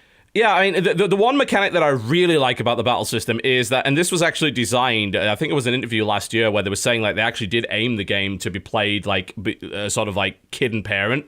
And the kid could play the little Firefly character that you get. You control it with the mouse, by the way, so that works absolutely perfect on PC. Oh, and this Firefly could fly around, and it can it finds wishes in bushes, I assume. And then it takes the wishes and it gives you health and mana back. But you can also make him shine like a really bright light, and if you use that in combat, it slows down the enemy that is actually having really? light shining in their eyes. Co-op, You could- co-op. yeah. Or you can just not co-op it at all. You can do it yourself. I was just doing it, no problem. You just control both. It's not really a big deal. But you can also use it as a heal. So you can hover it over your character, and it expends this light energy bar, which you gain back in, by finding wishes, and it can heal you slowly. And there's so many ways not to die in that game. That's only one of them. Most of the characters have heals. You get a bazillion and one potions, assuming that you just even take a little bit of time to explore. And like I said, you could slow down the character to make sure they don't attack. There's a defense mode that you can go into. I have never lost, even against there's a big boss like later on, which is like a bit of a difficulty spike, but I still didn't really feel like I had to die. And that was actually the first time in the game where I used potions. Just because I'm like, yeah, he's doing quite a lot of damage. I guess I better drink some potions. Oh, and most of these potions are like 100% heal. So like, okay, Really? great. Easy. Oh my god. It's not a difficult game. I think you have to play it on hard by default. Maybe it's one of those games they want you to finish it, instead guess of like on normal, Dark yeah, I think Souling so. it, and you're like, oh, you're gonna die a bajillion times. No, you're actually gonna finish this game. You're gonna feel like you're actually good. Maybe that's what they're trying to implant in your there's a brain. big story emphasis to it, but a few people have said the same thing that Jesse was saying, that it's just like it's not memorable all that much. Like some of the characters are kind of interesting, but again, the dialogue, in my opinion, is just. I just don't gel with it to the point where I don't care about anything these characters have to say because their rhyming is just juvenile and just not very well done. It's one of those things, and I might agree with TB a little bit on like the memorability of the characters, but it's seeing it at say like PAX, for example, and a game like Transistor, which I played like 2 minutes of. Yet I'm so in love with everything in that game. Transistor looks it's incredible. Like I don't know anything about anything in this game, but I love the world, I love the characters, and I'm just like I'm in. And Child of Light, besides the way the world looks and everything that's involved with it, it like I said, I think it's trying very, very hard to have like an indie vibe and sacrificing a lot because of it, which is It's a lot of style. And the substance is lacking. It's still decent. Like I like the battles. I like the exploration. The questing is fine, although navigation can become a bit of a pain in the ass because the only map is kind of a big fast travel map, which just has areas instead of like showing you where you need to go. Which I'm terrible at navigating in video games. That's probably got something to do with it. But it's just like for me, it's not pulling me in. It's just like I'm kind of going through the motions with it, and that's a shame. I think some people will get pulled in by it. Some people will adore the art style and the characters and things like that, but I like the fact it's not grindy. That's good. You can avoid encounters very easily. You can just fly over them if you don't want to fight. Deuces. Yeah, so that's easy. But that's outside one of of the things that in chat someone was saying, because that's one of the things when you mentioned that it was roughly 10 hours. I have no idea how long the game is, so I mean I'm not nearly as far as I assume you were, but someone in chat actually brought up a really good point that I think is fantastic, that the average video game player right now is 31, and people don't have time to play games as much as they used to. I don't mind short games at all. And as long as the price is right. Most people's attention spans are way messed up right now. Exactly. No, that part I agree. I had the zero attention. I would say that if you're going to make a game where the combat is easy to kind of breeze through, your story better be awesome. Yeah. That's why I can't judge, because like I said, I don't think I'm as far as TB, and that's why I can't judge a story, because I'm okay with where we're at right now. Like I usually RPGs, the way I expect them to play is the beginning. You're like, I'm a little lost. I'm not sure what's happening right now, but by the end you're like, holy shit, it all came together. Like that's what I expect from like a really good. So I have no clue what's gonna happen. That's why I'm pretty okay with the game so far. So I'd recommend it. They're gonna win through friendship. The power of light. Power of light. Power of light of friendship, yay. We're all the child of light. Is that gonna be the big payoff? We are. Sure. You are the child of light. It was And you everything all along. And then they're all gonna slowly look at you. Oh my god, that'd be always the creepiest. you. That'd be the creepiest ending to a game. It was you. Oh my, wouldn't that be amazing if the game did what the old Metal Gear did, which was like it knew everything was on your save file. Oh right? yeah. Psycho Mantis. Yeah. Except instead of Psycho Mantis, it's this time it's the end of the game and it knows like you had to put your name in the very beginning. It's just like Earthbound. And at the end of Earthbound, you totally forgot that you put your name in at the beginning of the game, and it never uses it.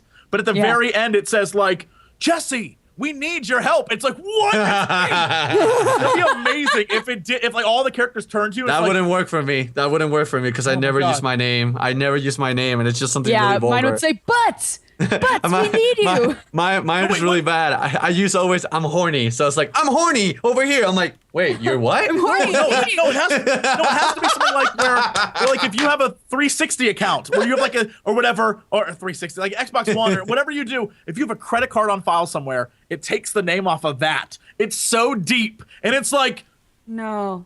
Jesse, we need your help. Like, Damn.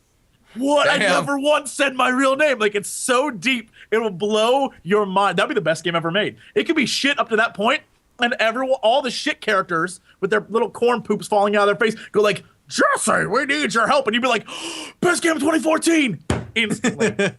Yeah, it would be like Never-Ending Story, except a video game. Oh my god! Can we get a Never-Ending Story video game where that happens? Where you're Sebastian? Sebastian, we need you! Oh my god! Believe Sebastian, please! Oh my god. Betrayal! Oh my god! That'd be the best. TB, you seem like a man who has never experienced the Never-Ending Story, and I feel bad for you. Apparently. I seem like a man who is 29 years old, not 8. He's at his age. That's why you're gonna die before all of us. That's why you'll die before all of us. Yeah, no idea how true that might be.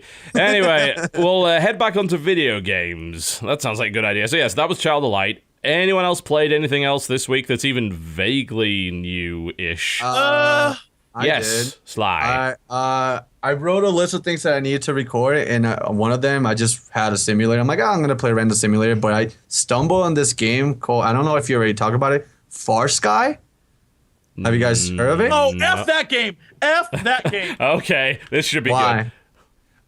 Essentially, it's from the my first video will be going up today. Plug. But it's essentially, I hate saying this because it just sounds so uneducated, but underwater Minecraft. It is survival, underwater survival, and guess what your enemies are, guys? Creepers? Sharks. Sharks. Oh. Sharks. But again, like I haven't explored I haven't really fully gone into this yet. So I just, it feels new, and I have a big fear of like underwater. So for me, this is interesting because like. Oh, you have a Bioshock drill, it seems. Just watching some footage here from Mathis Games. Yep. And there's fucking rays, and what the hell is this? Nope. Sharks, not having it. Not feeling it. I love it. I got attacked. I got attacked by one of them. I got by one, like my first experience. Like I noticed like light was going down and like the ocean got darker. I'm like, what the fuck is going on? And then this lady says, "Be careful. They're coming for you," or something like that. She says something like that. I'm like, what? I'm reading this, and as soon as she says that, I turn to the right, and there's just a shark going straight at me. I'm like, ah! This is awesome. Like it's cool. No. And then like I'm a hoarder. I love like collecting ores and all that stuff to create stuff. I like the crafting system. Again, I love Minecraft. So I still am attached to the idea of the Minecraft thing, but I want something different, something outside the box. And I'm like, ocean, my fear underwater. This is awesome. I like it. And so far, I only have played 15 minutes of it, but I am quite enjoying this game. So yeah. I'm watching this gameplay waiting for any Minecraft-y type nonsense to even happen. You don't so see far the. It hasn't. You don't see the. It's not bar. if you're clipping through walls. I guess this thing is on early access right now, is it? Yeah, it just came out recently. It's but again, like it's a very simplified more Minecraft, but I like the idea of underwater. And like throughout the whole time I'm like, all right, I need something to, because I started getting hungry. I'm like, oh, I'm getting hungry. What the hell is going on? So I'm like, oh, cool. I need to create a weapon place to find the things I need. So I get a harpoon. I'm like, oh, cool. So I guess now I have it. No, you need to create a weapon and like a shooter thing. And it was cool. It's really, really, really cool. I like it so far. Drilling right now. He's drilling right now. It's going hard. Drilling is happening. So that's and you get that right away. You can, I don't know what the upgrades are and anything. What, do you have a problem with sharks, Jesse? Is this a thing? Oh my God! It is my irrational fear. It is my irrational fear. I do not F sharks. I swear to God, the first memory I have no memories before this, is being in a hotel with I don't even know who. A it shark? Doesn't matter. You were sleeping with a shark. That's terrible. A shark touched me, guys, and I have never been the same. No, I think there was a babysitter, and she put on Jaws 2. And ever since then, that's my first memory. I remember what nothing a shitty before babysitter. That. At least, Right? well, at least yours. Well, Right? mine gave me food poisoning. Yeah. So my babysitter gave me food poisoning. At least yours just scared the hell out of you. I can't function anymore around literally anything else. After a while, I just get like, if it's a scary game, give me like 5-10 minutes, and I'm like, oh, F this. I figured it out. I get the scares. If there was a game called like the Shark Game, which there are a few, F that business. I would never get over that. But yeah, no, the game seems outside from your normal fear of sharks. I think a lot of us fear, or if not, if we see one in front of us, we will start fearing them right away. But aside from that, you're collecting. Right now, I'm playing like just a campaign or whatever. So you're collecting these parts of submarines, and you have this little radar and everything. It's really, it seems like a very good, like, it has a lot of potential. We'll say that. I just want, for me, I was telling in the recording, I was like, I just want to see more aquatic forms. Like, I just don't want to see the shark. Right now they have sharks, dolphins, hammerhead sharks, which is still a shark, but a different kind of shark. Dolphins are tier 3 enemies, if you didn't already know. Huh? So smart. Right over my head. But but yeah, no, it's a really cool game. And hopefully, as I go on, I'll be able to tell everybody if it's worth it or not. But the little that I play, solid. I'm like just like, oh, this is awesome. So yeah, it gives you the awe effect. So yeah. But I don't know what it's going to take that, for games to not be like Minecraft. I mean, looking at it, it seems extremely similar to the way that Minecraft does things. Even visually, it looks very similar. Maybe it's a little bit higher res in terms of textures, but yeah. No, it looks kind of Minecraft-esque. It's first-person 3D animation. That's yeah, Well, no, so is the- Minecraft. It's just not very good third-person 3D but like animation. First-person 3D animation. It's the same It's thing not with like blocks. it's the same thing. It's the same thing with 7 Days to Die. Like it's kind of it's lots a of things that zombie. aren't blocks these days. Yeah, it's they take what really people like. Like I love the idea of the blocky feel, but like I like the crafting aspect of it and the collecting aspect. Like if it was a different game that it would have been before Minecraft and it had like really all the things that Minecraft constantly just got better at, I probably would have just stuck with that game instead. But I don't know. It's Jesse, cool. was this the game that was playing on the Sony VR headset when you put it on? No. No. The game that was at GDC was called like Deep or something like that, and it's literally just I have no idea what the game's about, but literally the demo that I played is you just go down in a shark cage underwater with a light, and then all of a sudden a shark attacks you, and F that business. That was too real. That was too real. I was like, nope, take it off. This is just beautiful. Oh, Absolutely beautiful. poor Jesse. Horrifying. Speaking of a game that's not horrifying, I played some more WildStar this weekend. Okay. What do you reckon? Did you find me? I didn't. You know what? I saw you were on the other faction that I had chose, so I did not see you. But I chose basically the evil Empire guys, and we just are the best. When you're bad in that game. There's no like, oh yes, no, they're both sides are equally just in their causes. No, if you pick a bad guy, the first thing you do is like you torture people. Holy fuck. It surprises me considering like the art style. Well, I picked the little I picked a little mouse man. Like he's a little tiny mouse man, and I made him a little ginger mouse, and he was a badass. And then I went around, and they're like the scientists of the group. So I made an engineer, and as an engineer, you get totems, which are basically just little robots that follow you around, and like That's cool. one's an anti-air and one's like a tank, and so you can make your own little party. Really, I'm sure there's a better way to make that character that will help like end game, but it was fun for leveling. And yeah, no, I was a little asshole. Like all the missions were like, yeah, no, these rebels. I was a little rebels, yeah, these rebels are like, oh yeah, no, we're trying to like you go from planet to planet and continent to continent, just destroying shit just cause you're an evil empire and you want the planet for yourself. Like we're here to our home world to take it over, so F y'alls. And it's I'm sure the other group is a lot more like peace loving, but no way would I play those guys now. Being a bad guy is great. And so there's a lot of bugs in it still. Like it's still definitely beta. But one thing I did love is that if you click on a quest, rather than give you a map or give you whatever, it gives you an arrow on your screen that points you in the direction. And so it's like, oh, thank you. So, and instead of getting lost like WoW originally was, or instead of just putting a big circle on your map like WoW does now, or little dots, it's like, I don't know where to go. You click the quest and it's like arrow on the screen in front of you, like one of those 3D things that shows you which way to go. I like that. I thought that was great. But do you feel like that's holding your hand way too much? Like, or do you feel it's justified? No, from the get-go, there's so much shit going on that you, like in all MMOs, the world's so big and there's so much to do, it's just like, I can't. I'm a little overwhelmed right now. I need directions. I need a hand. Yeah. So it's WildStar, but that said, WildStar has a very WoW vibe to it. Like it's basically Warcraft in space, essentially. And it has, I mean, it's like they combined Warcraft and Guild Wars 2 to make a game. And it's fun. There's a lot to it. They have a lot of stuff going on that if you're into it will keep your attention. The thing that I would wonder as an MMORPG player is what would draw people from WoW, which is making the changes to make it look graphically similar to WildStar. Okay. What would draw people from WoW to WildStar? And I'm not sure I know that answer yet, because it's fun and the people who play it seem to love the shit out of it. I just don't know that it would steal people away from the big thing that people are just comfortable playing.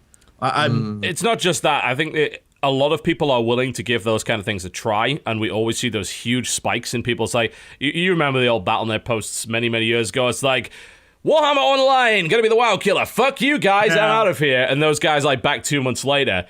You need the experience, and this is why this is almost impossible to compete with. You need the experience to have as much substance and as much content as a game that's already like 8 years out of the gate with 8 years of development content behind it, and you need to make sure that maintains, because people will get to endgame way faster than you think every fucking time. So you better have something there that's good for them to do that takes a long time, and that's what we've been promised. According to the devs, there's a 1.5 years worth of content post level cap that exists. So they're like, really? We're ready for they said 1.5 years. Yeah, we'll see if it lasts that long. I mean, we'll there see. you go, Chef. I mean, that's just dev talk, but we'll see. That's what they've promised. Like, that's what they're saying. Like, we are going to go head to head with them. And I will say one thing: the combat in the characters and the world and stuff, I'm not sure that I'm too keen on all of that, but the combat is way better than WoW's. Like, it's much better, much more fluid. Yeah, because it's a newer game, and so they've had time to improve Guild stuff. Wars combat, basically.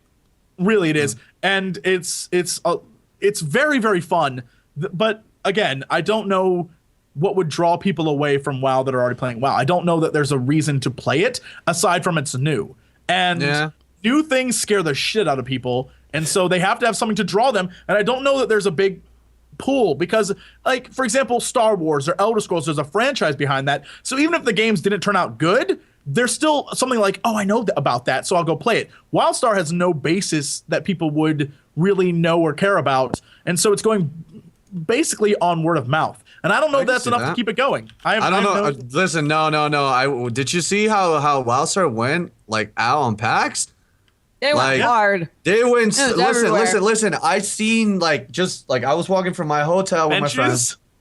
Benches, fucking garbage disposal areas of WildStar. I'm like, as soon as I arrived, I saw a taxi and it had WildStar. I'm like, you guys are really, really trying to get the word out. Like, essentially, PAX was Wildstar City, and I really got big. Like the two things that really stuck out was Evolve and Wildstar. Like really just came out because like And they were that's- pretty much like, but like Wildstar was like shoving it in your face, like to the point that it made me feel like, and I hate this, but like I was like, it felt like it was so pushed in my face that I didn't want to play it. Here's the thing that I think will be interesting that I can't wait to see what happens. The boss fight that I got to see and be involved with was essentially the Wildstar version of the Naxxramas dance. So people who played Nax know that fight, which was like slime shooting up. You have to move around certain patterns around the map, right? Except this one was you move around certain patterns while shit's crumbling around you. Then you have to change your pattern while you're moving. And all I can think of is the problems we as a guild had doing the dance in Naxxramas would be amplified by 12 billion %. Because if one person screws up, you're done. Yeah. Really? And I imagine Hagen dance, man. That was a thing. I imagine that raids will be a thing. Like I want to watch those because I imagine they'll be hilarious to watch in Wildstar. But I don't know that I want to be a part of it because I imagine I would lose my shit ever. It'd be like hours of your life wasted, just like. Oh yeah, it will be right back to it, and I don't know about you, but I don't have time to deal with that shit anymore. That's the main point that I've got about it. I would kind of love to do that stuff again, the big 40 mans, and make that slow but really satisfying progress. And then I just don't want to do it because I realize, oh yeah, I'm not a student anymore. I actually have got shit to do. That's a bit of a bind. And honestly, that's why, even though I think Star Wars: The Old Republic was not a great MMO, for a guy who doesn't have enough time, the single player story was fantastic. And when I got to the end, I was like, good for me, I beat that. I feel really good about the end of that story, and I loved what happened. And I was like, great, I'm good.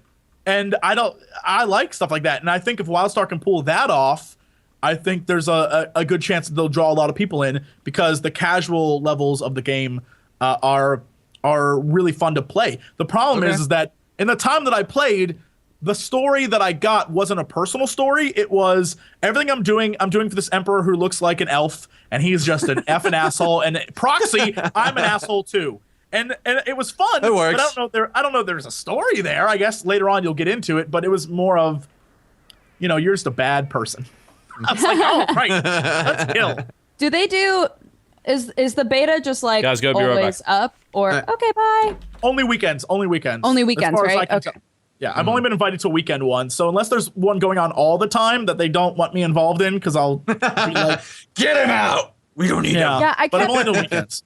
Everybody kept tweeting me pictures of this fox girl with like crazy orange hair named Dodger, and they were like, "Did they put you in this game?" And I was like, "I don't know. I mean, I'm assuming that's supposed to be me. I don't know." And then finally a dev confirmed that it is supposed to be Really? me in the game. So yeah, which is really cool. Yeah, Dude, That's awesome. so sick. I was like, I still haven't even played this game. I gotta play it. Dude, Now you have. that's a Now you blessing. have. I have You one. have to. You have to do it. Yeah. They made it impossible for you not to play. Good job. Right? GG. That's so cool though. I like that. I like that a lot when game companies like acknowledge other YouTubers and whatnot. I think Payda did that for the creatures, and they put like a big like sign or something like that. I don't know. They had it. It was like in the back of one of the garages that it had it, but like that's fucking sick. I love it. Okay, Yeah. I can confirm now that apparently the Wildstar story doesn't start till level 30. Like your personal story doesn't start till level 35. Well, is it really hard to I'm grind? okay Is it really with hard that. to grind levels? Or not? I don't know because I played till like level. What 14. level are you right now? Oh, I played level 14. So I was told that in the beta that I was part of, the highest you get was 25. So Really?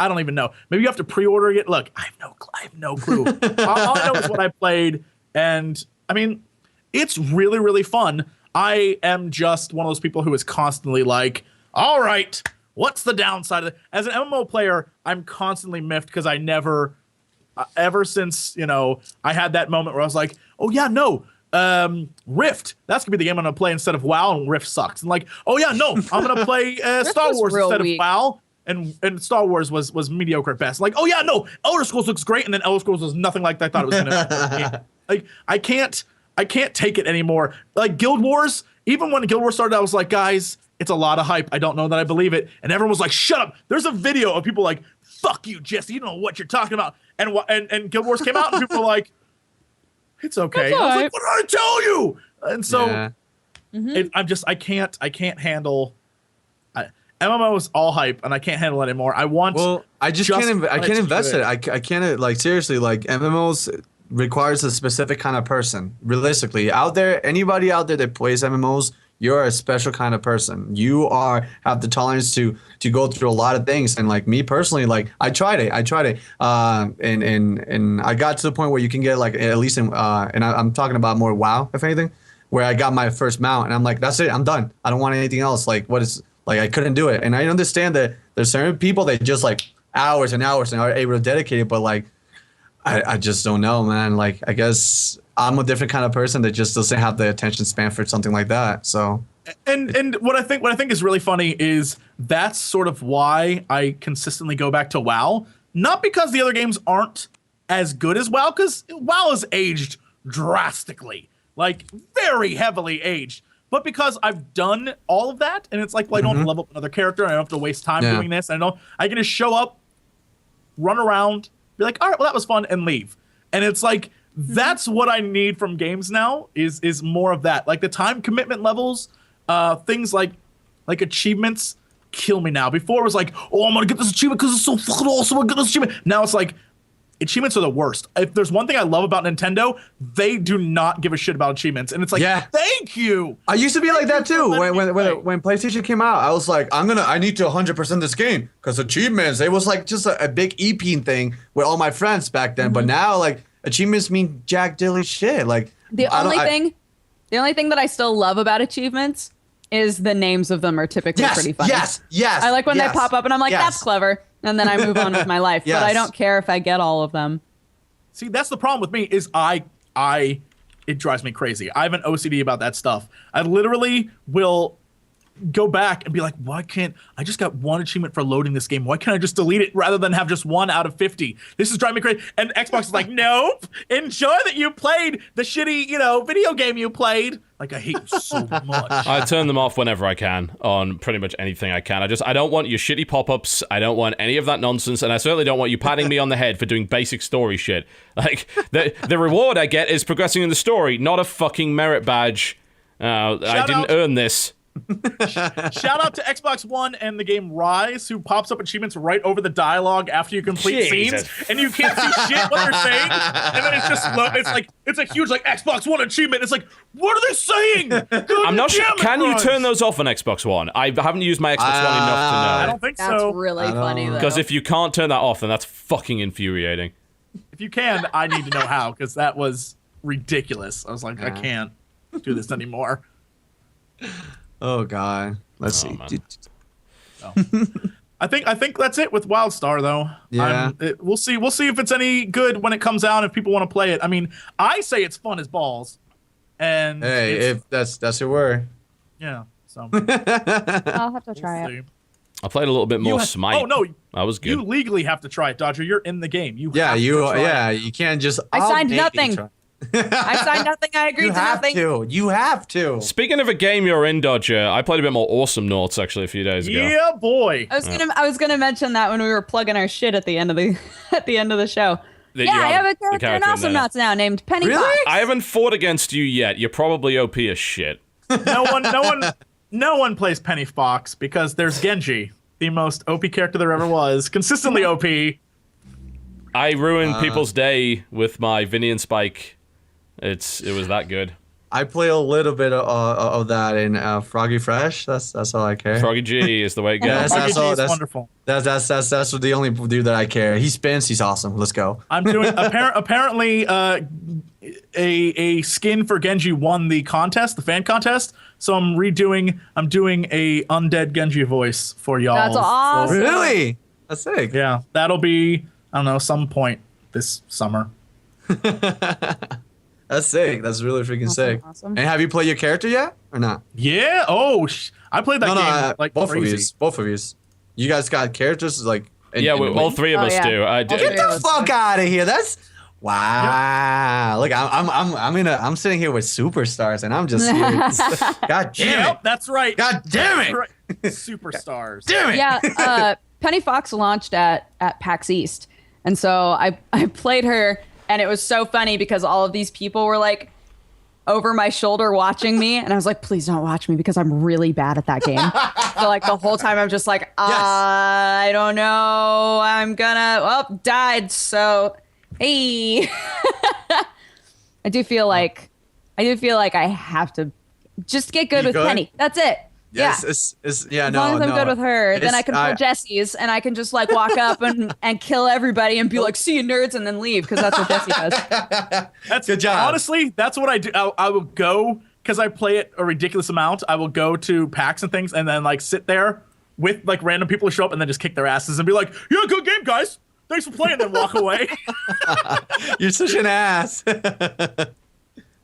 I But, enjoy hey, it. that's what I do when I know Smite goes to any event. And I'm like, oh, they have Smite. The other people, I'm like, oh, this is the first time I ever play Smite. Let's give it a shot. You're an asshole. You're an asshole. Especially considering what happened to that Smite launch tournament. You're a fucking dick. No, that's what I do too.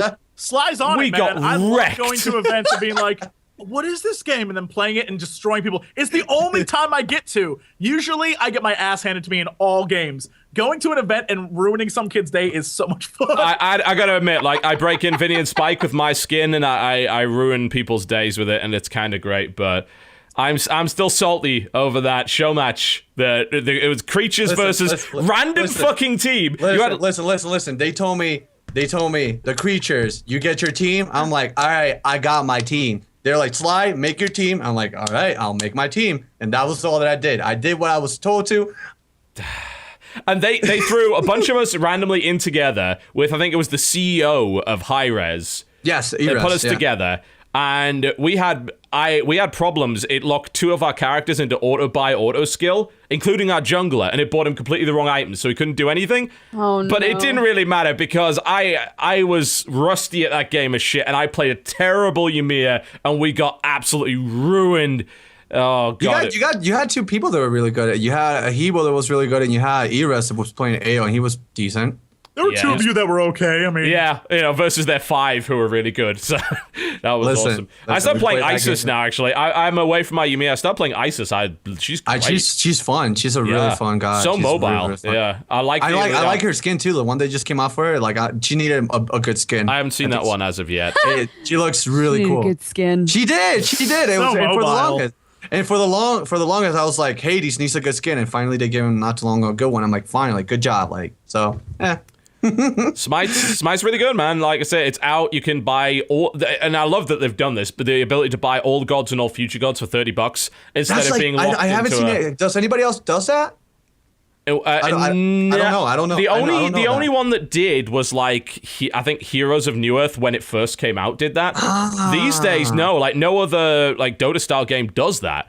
So you can the ability to just buy in at 30 and just say I've got access to all the gods and I don't need to worry anymore. Right? That's great. Like that's so much better than getting into like the League of Legends thing of if you want to buy every hero in this game, it's going to cost you hundreds of dollars, and you have to buy Riot points to do it. And like, obviously, like, there's no competing with Dota, the freest of the free.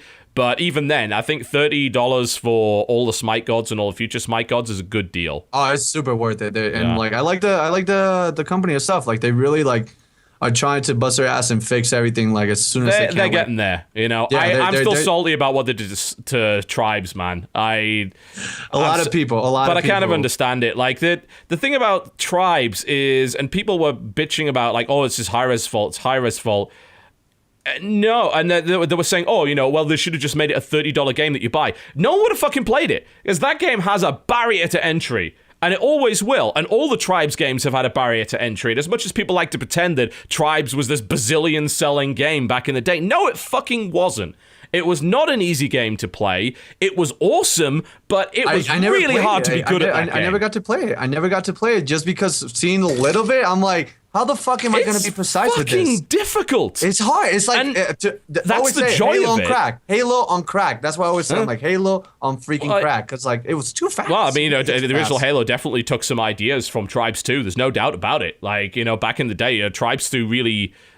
and Star Siege Tribes in general were groundbreaking, and even now, Tribes Ascend is still kind of groundbreaking because most games don't do it. And I love the skiing in that game, but Tribes was fucking difficult. It had a really high learning curve. If you want to point to why Tribes failed, it's not because of Hi-Rez. Hi-Rez fucked up a lot, but Tribes failed because people don't want to play something that's that fucking difficult. They suck. Well, what about Dark Souls though?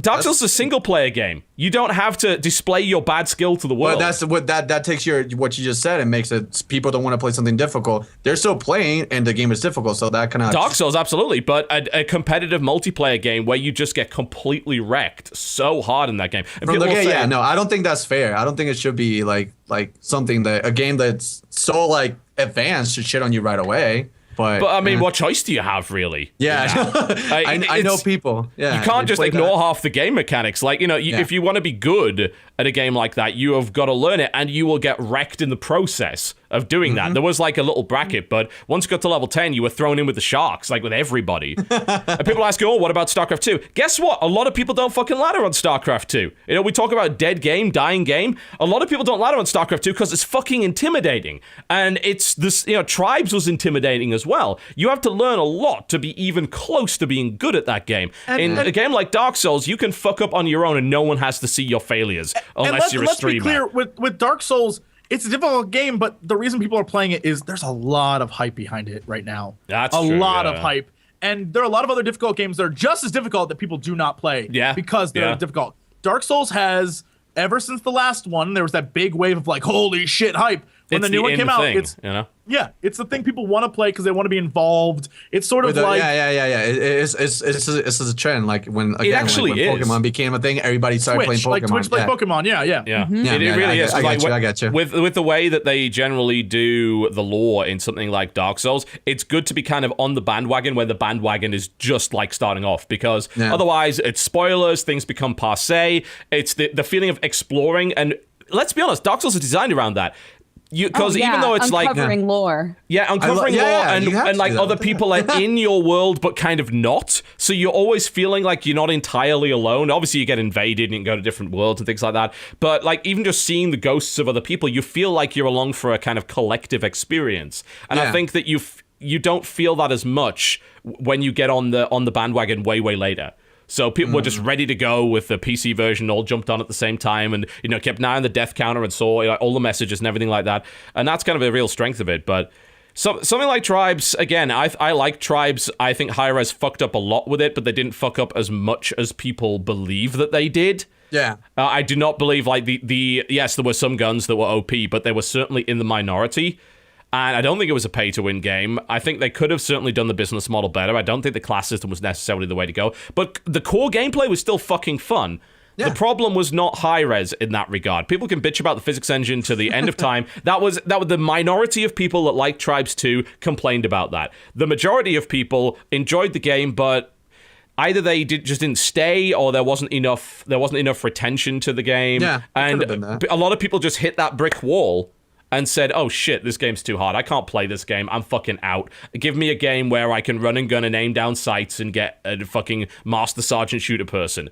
Master Sergeant shooter person. Exactly. Give me that. So I think that, a lot of Hi-Rez definitely did a lot of bad things with Tribes, but they did also a lot of good things with Tribes, and I don't think Tribes could have ever succeeded. Like, truly succeeded.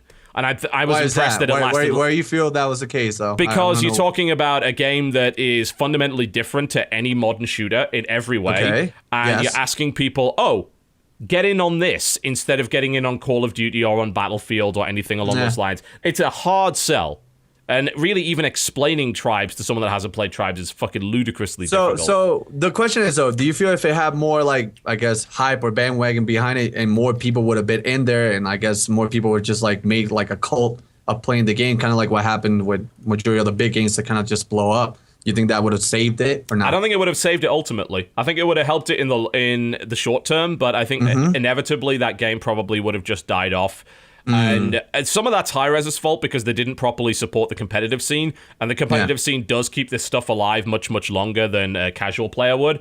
But still, I think that the barrier to entry in a game like that is very, very high, and players just struggle to really get engaged with it. And if it doesn't click with them very quickly these days, they just go. You can jump into Call of Duty, kill some people, and you're instantly in there. With Tribes, it's like, welcome to Tribes. Prepare to get fucked for 20 hours. And we're not even going to buy you dinner first. And then, maybe, just maybe, you kill someone with a spin fuser. And maybe you feel like you're kind of Tribes. And that game just whips you around for hours and hours and hours, saying, look how bad you are in comparison to everybody else.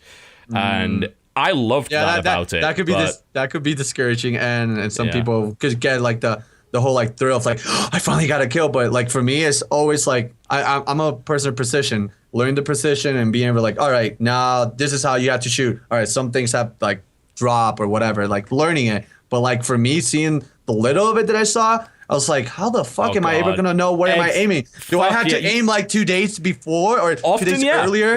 Or being able to spin fuse with someone with a blue disc special midair, being able to travel at 500 miles an hour. Like, it's crazy. You watch these guys and I'm like, I'll never be this good. This is pointless. Before they start, just to go, all right, let's go. Yeah, pretty much. They just hopped up on shit like, all right, I see everything in slow motion. This is great. I can just imagine the trailer to Limitless being that. It's like, you see, you only use 10% of your brain, and then someone just fucking spin fuse her. Oh, God.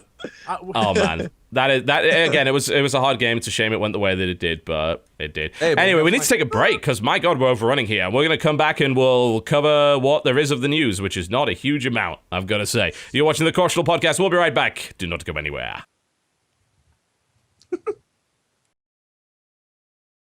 Ladies and gentlemen, welcome back to the Co-Optional Podcast. Jesse's been here the entire time, right?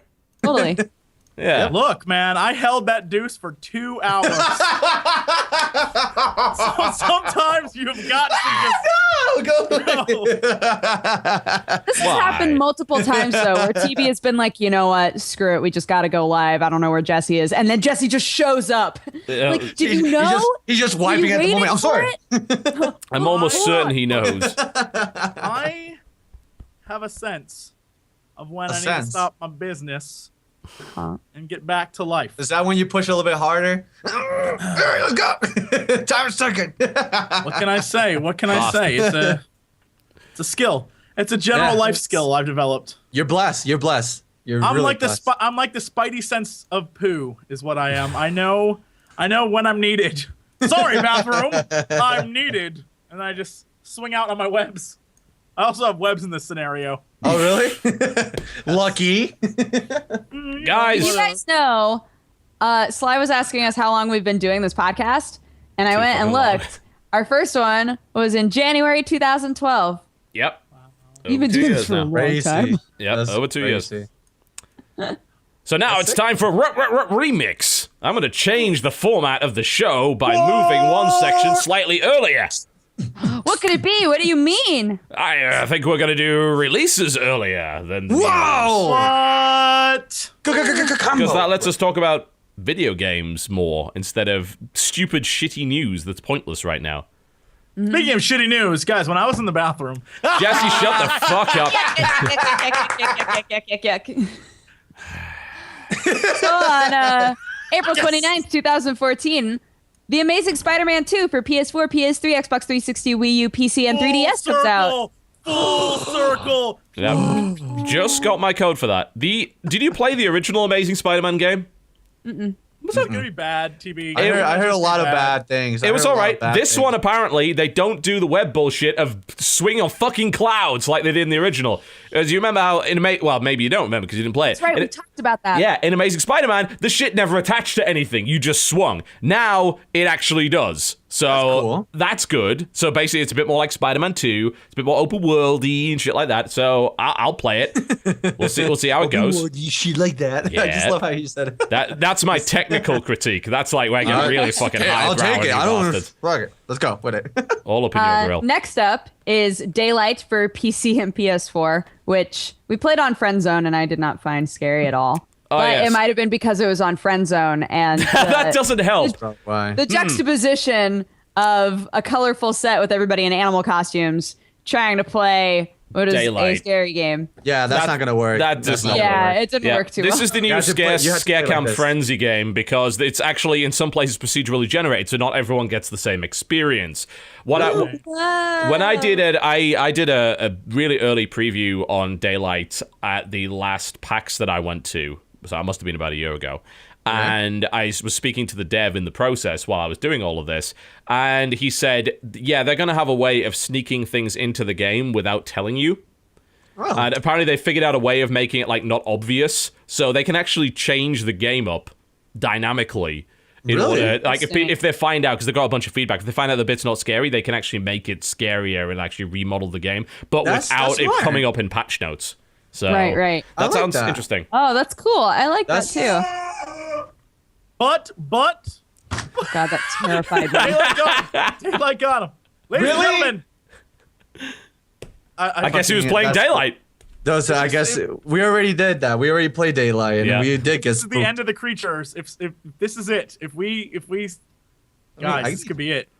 This could be it. The creatures are done. This is Oh, my no. time to make Jesse and the Creatures a new rock band. No, Fucking here's hell. the thing that I've heard about Daylight that I'm not like I just tried to find more images and stuff of it. I've heard what I imagine is a lot of the reviews I think would probably say the same, that there's there are jump scares, but between jump scares it's a lot of walking around doing jack. Yeah. And you said you played Sounds it. like I mean, Amnesia. is that the case? Because I don't. Yeah, you have that's to ask one thing Sly about that because the build that I played was really Yeah. old. I didn't play for that long. I played for like 5 minutes. That was the Okay, series that we let's did. maybe ask Dodger about it. Well, because like, I mean, you have one hand that can use random items, right? And then your other hand is literally just a smartphone that has a map on it because you're walking that much that you need a map constantly just right there. Helps to have a map, so I'm told. So yeah, like Ken was walking around trying to find the key for this room, and at a certain point he was like, "I give up. I don't know. I don't know where it is. I mean, that's- I've been in every room." But that's a lot of that's horror, the though. thing- Like, if you're going to take the more modern horror genre of we're going to... I never pronounce this word right. Tell me this is right. Is it eschew or eschew? I'm pretty sure it's eschew. We're going to eschew combat entirely. And we're just going to go for the survival and the exploration experience. There's going to be a lot of fucking walking. Because you can't do the whole scare over and over again because it becomes less effective. So that means you're going to have a lot of downtime. You're going to have a lot of puzzles and exploration. Yeah, exactly. Otherwise the genre doesn't They work. need to like lure you into a false sense of like, okay, nothing's gonna happen, and Yeah, then yeah. scare Yeah. you, which unfortunately means that there's just it can feel slow at Yeah. But certain I points felt of the game. I felt when I was playing it though, like for the little time that I played, I was always like on. Well, maybe this is just me because I didn't even finish Amnesia, but I was in the sense of like always like waiting for something because I hate when games just completely strip you out of any defense. No. And I was just like, something's gonna happen. I know it's gonna happen, but when? And I was just waiting for it. I was just clenching my butt. I was like, something's gonna happen, and that your so butt? it did. It's just like, it's strong that's- butt. That's the problem that I have with horror games, where I am that. When I go into a game, I know it's going to try and scare me. When I hear the music build, I'm like, oh shit, something's coming. And I get really like, nope, not cool with this. And so like a game like Slender, playing it the first time, I decided to make a video, and I was like, even grass scared me. I was like, nope, F this business. I do not like this. But What is going that? Fight back- this! Ah! right? Like, because you know the whole premise is he's always going to be right behind you. So you never want to turn around. And I'm more scared of turning around and getting that loud noise than I am anything else. And so that drives me crazy. But then you have things like if you go back to the game and you see people who do Let's Plays of it, who did many Let's Plays, it becomes less scary and more freaking annoying because all you want to do is beat it. I had the exact same experience with Amnesia. I had the exact same experience with Outlast, where the first couple hours you're like, oh my God, why is everything so scary? And then at a certain point, a switch flips usually when you get killed by a monster, or usually when you see the monster face to face. Like in Amnesia, I jumped up on a boulder or maybe like a box, and the monsters were standing right looking at me. And at that point, it became less like, oh my god, I'm so horrified, and more like, oh, look at his little stupid smile. Yeah, it becomes, after that, it becomes tag in that game. Like, it's like, all right, I'm just running, and he's just trying to tag me. And so that's my whole annoying. Game is, and that's like, even Outlast eventually becomes, I have to hide in rooms and sort of do like a Scooby-Doo thing where I run from room to room trying to avoid this giant guy who's trying to chase you, and it becomes less fun and more super annoying. And I think that's why I love being scared. I like being scared. I don't like the moment where, and I think this is one of those things that translates to all horror genres, which I like that directors do this a lot in movies, which is the more you see of what you're afraid of, the less scary it becomes. And so video games are criminal about just giving away the scare. Like, no, here's the big monster or whatever's chasing you. And I'm trying to think what the name of the game is, but it's a game where you're like trapped on an island and there's a monster chasing you, but you never see the monster. It's always present. It's always there. And it's either like a panther or some shit, but it's chasing you and you never actually get to see it. And I was like, that's a fantastic, like, that's scarier than anything else because you never know what you're looking for. And but the only thing I don't like about that is that certain games do that, but they don't, like, when you get to the end, they leave it like that. Like, you never knew. I'm like, no, you can't do this. This motherfucker was chasing me through the whole game, and you're not going to let me just, like, turn the page and be done with this. Like, they just want me, like, be scared forever. I'm sorry, but that's not going to happen. I think that's I'm going to play Yoshi's Story. I'm going to forget. Like, that's the fallacy with scary games, is that now, especially where it's, you're a person in being chased by a monster or whatever, in reality, if I ended up in a room and there was like rocks on the ground or pipes or boulders, I would try everything to hurt that monster. Yeah. And it aggravates me that the hero's like, I'm just gonna hide in the corner. Like, no, bitch, get that lead pipe and beat the shit out of that guy because he's doing nothing but running after you. Like, grow up and fight him. And it angers me that you never have that option. Well, that's what happened. That's what happened when we were doing Daylight. At one point, I got really like scared, and then that happened. Just went. And I'm like, and I'm just chasing. I'm like, spooky monster, come! Spooky monster! Like, I'm chasing the monster because at this point, I'm just, over it, aggravated. I want to see it, but Daylight did it, so like, you never really got to see at least to the point that I play. You never got to really see. You only saw like figures, like a little girl or spooky ghosts in the corners being all spooky or whatever. Like, that's just, which it was cool. I mean, what else are they gonna do? Yeah, spooky ghosts. Too spoopy. Too spoopy for me. Too spoopy for me. But yeah, no, that's it. Anyway, next game coming out today is Raiden 4 Overkill for PlayStation 3 Network. That being that's a side-scrolling shoot 'em, if I recall correctly, isn't it? Oh, isn't that like with the planes? Like, yes. Yeah. Yeah, it's like starships and everything. That's really old, isn't that? The puppet Yes, game. Like super old? Yeah, it's but old as fuck. Raiden 4, was a weird one. Shit, I talked about this years ago. Yeah, I thought about this. I'm like, hang on a minute. I remember talking about this on I had a very old podcast, and you can steal this name now because it's pretty much done. I think other people have called Gaming the System, which was a fantastic name for a show, by the way. But I had my co-host who went by the name of Swag. This was before Swag was a bad thing. This was in 2007 where people like didn't, that was okay. He was a big like fan of the old Japanese Raiden games, and he did a review on Raiden 4, which came out in Japan in 2008, and then it was brought to NA in 2009. So it looks like, and I believe it was 360 exclusive. Yes, it was. So you're telling me they're bringing it to PS3 now? Yeah, is this a port? PS4 or is PS4? Is it PS4 or PS? No, it's PlayStation 3 Network. Okay. PS3 Network. Yeah, so they've ported the arcade, they probably just ported the 360 version of the PS3 then. Interesting. So yeah, I mean that came out 5 years ago, so it's about fucking time. Next up, which I'm really excited for, JoJo's Bizarre Adventure All-Star Battle for PlayStation 3 and PlayStation 3 Network. Man, it's been a long time to play JoJo. Yeah, I don't know anything about the anime. Now I really, really want to play the game. But I did play JoJo's Bizarre Adventure on the Dreamcast, and it was a fucking awesome fighting game. So I'm interested for that reason. There you go, dude. So many poses. Just ripped dudes posing in crazy outfits. That's all I want. That's all I want out of this game. That's all she wants. So you probably get it. That's what give the lady what she wants. Thank you. Two of those. Thank you. Two. All right, two. We're getting you two. Okay, awesome. I also think, by the way, I think on Friend Zone this week, we will be playing JoJo's Bizarre Adventure. Ah, look at that. Wow, guys, Sweet. that's a reason to tune in to Yeah. Friend Zone. Get Tune in into there. Friend Zone and your Kikurumis. Next Friend Zone. game is Sometimes Bust a funny Move. gameplay, mostly stupid costumes. Yep. Wow. My endorsement. It's my life. It's my life. That's all I live for. Next game, Bust a Move 4 for PS1 Classics. Is this Question mark. dun, dun, dun, dun, dun, dun. Yes. Is this Yes, Yeah, I that's love this exactly what it game. is. That's exactly Dun, what dun, it is. dun, dun, dun. Boom. That's such a fucking basic game, but it's so entertaining, especially when you play against other people. Oh, it's so good. It was released in 1998, so it's a little bit out of date. But to be fair, how the fuck do you modernize Bust a Move or Puzzle Bobble? I think you would don't. ruin it. Yeah, Realistically. you don't. The format's good. Just fucking use it. Or play the 10 million clones that are available on iOS. Yeah. Oh, God. More releases. What else? What else? Next up, Rambo, the video game for PlayStation 3. Fucking terrible. Don't. Can we take a moment as a society to Okay. reflect on the fact that the first Rambo movie has one death in like 90 minutes of film, and has nothing to do with the other movies, like plot. Like it's literally the first Rambo movie It's a is fucking totally classic. yeah. It's this game is like fuck all that. Let's murder people. It's like that's not what Rambo was about. Later Rambo became an.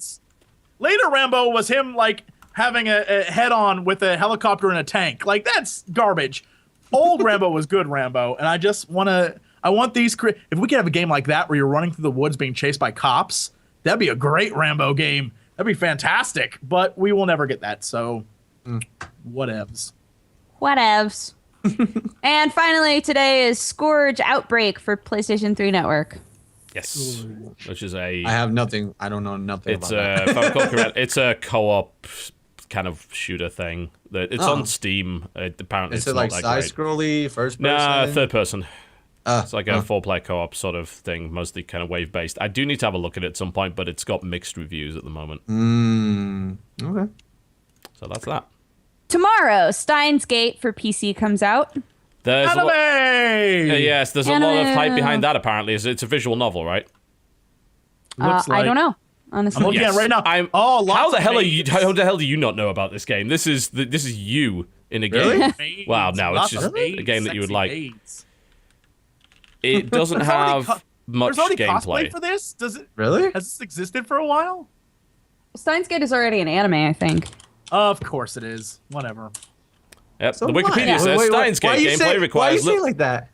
requires little interaction from the player, as most of the duration of the game is spent reading text which appears on the screen. Big fucking surprise. Yeah, Oh, Japanese boy. visual novel. So Yep. which Yep. is that? But for some I- reason, I- it's got a decent amount of hype behind it. So I guess it's a good visual novel. I don't Yeah, know. a lot of people Because think that, the maybe anime because is the great. anime is good. Yeah, maybe because it's The anime is apparently very good. Very good, apparently. Yeah, a lot of people are saying, yeah, the anime was so good. All right, then Interesting. I'll take your Well, word for there it. I will take your word for it and not Yep. investigate. Next up, Child of Light, which we already talked about. For PC, PlayStation PC. 4, PlayStation 3, Xbox One, Xbox 360, and Wii U. Yep. Damn. Arena, Clash of Champions. Champions. Is that a typo? Is that really what it's? No, it's Arena, really like spelled that way. AE? Really? Yeah. It's been on early access for God knows how long. That's too damn clever. You got to cut that out, guys. You got to cut that out. Arena. Hey, Arena. It is set in a setting that they just made up called Ether It's Punk. set in a setting? Etherpunk? I'm so impressed. It's set in a setting. It's set in a setting. In a location. It's Right. in a place that is a place. All right. Uh-huh. Yep. The story is definitely a story. It has stuff. That's what I They hear. have character. If you like things, this is your stuff. It's a tactics game.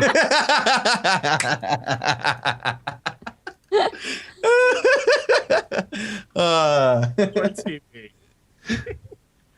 Poor All right, TV. what else we got? What else On we May got? 1st, we have Stick It to the Man for Wii U. Man. What is that? I don't know. Stick to the it's man. It's a game about it's a sticking things to platformer game. people. It's Yeah. a platformer game where you are a little like dude With a hand. A little coming out of his head. dude. who gets an alien in his brain that like psychically connects with a big like wobbly hand to people, and you solve their problems by figuring out what's going on in their brain. Yep. And then you use the hand to move stuff around the world. Is it the brain slugs from Futurama? Imagine basically, and then yeah, it has the same style, not really, but very similar to something you would see in like a Tim Burton movie or Psychonauts or something like that, where it's very like that's how it looks. I got you. It's not bad for what it is. It's actually pretty All good. right, cool. Cool. It's not bad for what it is. Next up, That's my endorsement. Abyss for Review. Wii U. Abyss. What is Abyss? Abyss. Abyss? No clue. I have no clues at all. Abyss. I've heard of Tales of the Abyss. I assume this is not the same thing. I fought a monster in Marvel vs. Capcom 2 that was named Abyss. There was a video game in 1984 called Abyss for the BBC Model B and Acorn Electron. I find it unlikely that was it. What? This looks super indie. Wait, what? Super. This does not only look indie; it looks super indie. No, the Next level. screenshots. The Michael screenshots Sarah on the Nintendo website. This is for Wii U. The screenshots on the Nintendo website literally look like it's an iPhone game. Like it's even like that size of an iPhone screen. It's not Abyss the Wraiths of Eden, is it? No, it's just Abyss. Go to it's Abyss. Nintendo.com. I'm looking at it right now. I'm seeing nothing. Official site. Official site's enjoyup.com. It looks. Okay. Oh, it's DSware. So it's DSware, but on Wii U now. Okay. Oh, okay. I guess that makes sense. Okay, that makes sense. Oh, hang on a minute. That's isn't EnjoyUp's going to be the publisher? I was going to say because it's not the same guys that made Lama Lana. Okay, it's it's the same guys that published Lama Lana. It's not the same company, from what I can tell, that actually made it. Yeah, Abyss. It does look. I have no explanation for any of that. Indie as fuck. Yes, indie as fuck. That's a good way Welcome to describe our it. game. It's indie as fuck. And then everybody's like, I gotta have it. And that's where they got it. Indeed. Indie is apparently not the indie now. So whatever. No, indie is the new mainstream. Yeah, indie is the new AAA. And might be the AAAs new- are Is going that the for most indie obnoxious looks. thing I've ever said? I don't know. No, would have to go back through the archives and check, but it's pretty close. Next game. I want Next someone up to is Mario re-release a Golf game like. World Tour for 3DS and 3DSe. I'm glad I interrupted that one. I don't care. None of us do. Mario. On Thank May God, there's 2nd. another Mario Golf game. Yep. And on May 2nd, we've got Kirby Triple Deluxe for 3DS. Apparently, it's too easy. Really? Yeah, like really Damn. easy. Several reviews that I read all said the same thing. It's like, this is great, except it's so fucking easy. But it's just so hard to please everybody. Make a game that's a little bit challenging, QQ. Make a game that's too easy, QQ. Make a game that has an amazing storyline. That's why What's you this? should just QQ. Just make a game that you want and deal with. I mean, like that's Yeah, the problem that I have with game developers. Like we have to make it because we got to get those Metacritic reviews up. F yourself. Metacritic Yeah, no, it's just died it's, with you how can't better please games. everybody. You can't please everybody. Just make something that you feel it's the best and go with that, I guess. Yep. What else we got? That's it. Until next Tuesday. All right, fair enough then. Damn. Cool. A lot of great games coming out, guys. Yeah. Well, thank hey, God. listen, I'm excited for Child Light, so well, I'm gonna. I'm haven't- soundly saying you should play that. Yeah. I haven't got to play like you guys, but when I get to play, I'll be like, I like it. So we'll go from there. True. We'll be like that. Yeah, exactly like that. So what goes next after this? What is? News. I don't. But we Oh, don't. news. We don't really have much of that. Noticias. Oh, news. we do have one bit of news that I think is really entertaining, at least for me. All right. What? What you got? So, according to this information I just saw, basically they were talking about the Ouya, the wonderful game console, and its most popular game. Oh yes. Which Its most popular game, Towerfall. There's a console named Leah. Wait, I'm no, sorry. Jesse's Oh, being Ouya. obnoxious with pronunciation. Ouya. Ouya. Okay, go ahead. Just Jesse So anyway, deliberately its misleading most popular people. game. Its most popular game, one of Dodger's favorite games, Towerfall, it's fun. It's really fun. has sold on the console 7,000 copies. That's the most popular game. That is how bad that console's doing. Yeah, man. Yo, the hype for that was so strong. Like I was like, it was much so hype. strong. Like it was if you put like old school Arno and The Rock pushing the hype. That's a lot of push. Like just way The too Kickstarter much. got a lot of momentum behind it, and people, I think, they turned to it as kind of an alternative to the mainstream, and there's a couple of good games to be had on it, but as a console, like, I don't think it's going anywhere at this point. And not to mention the fact that phones are already kicking its ass in terms of power. Yeah, phones are becoming.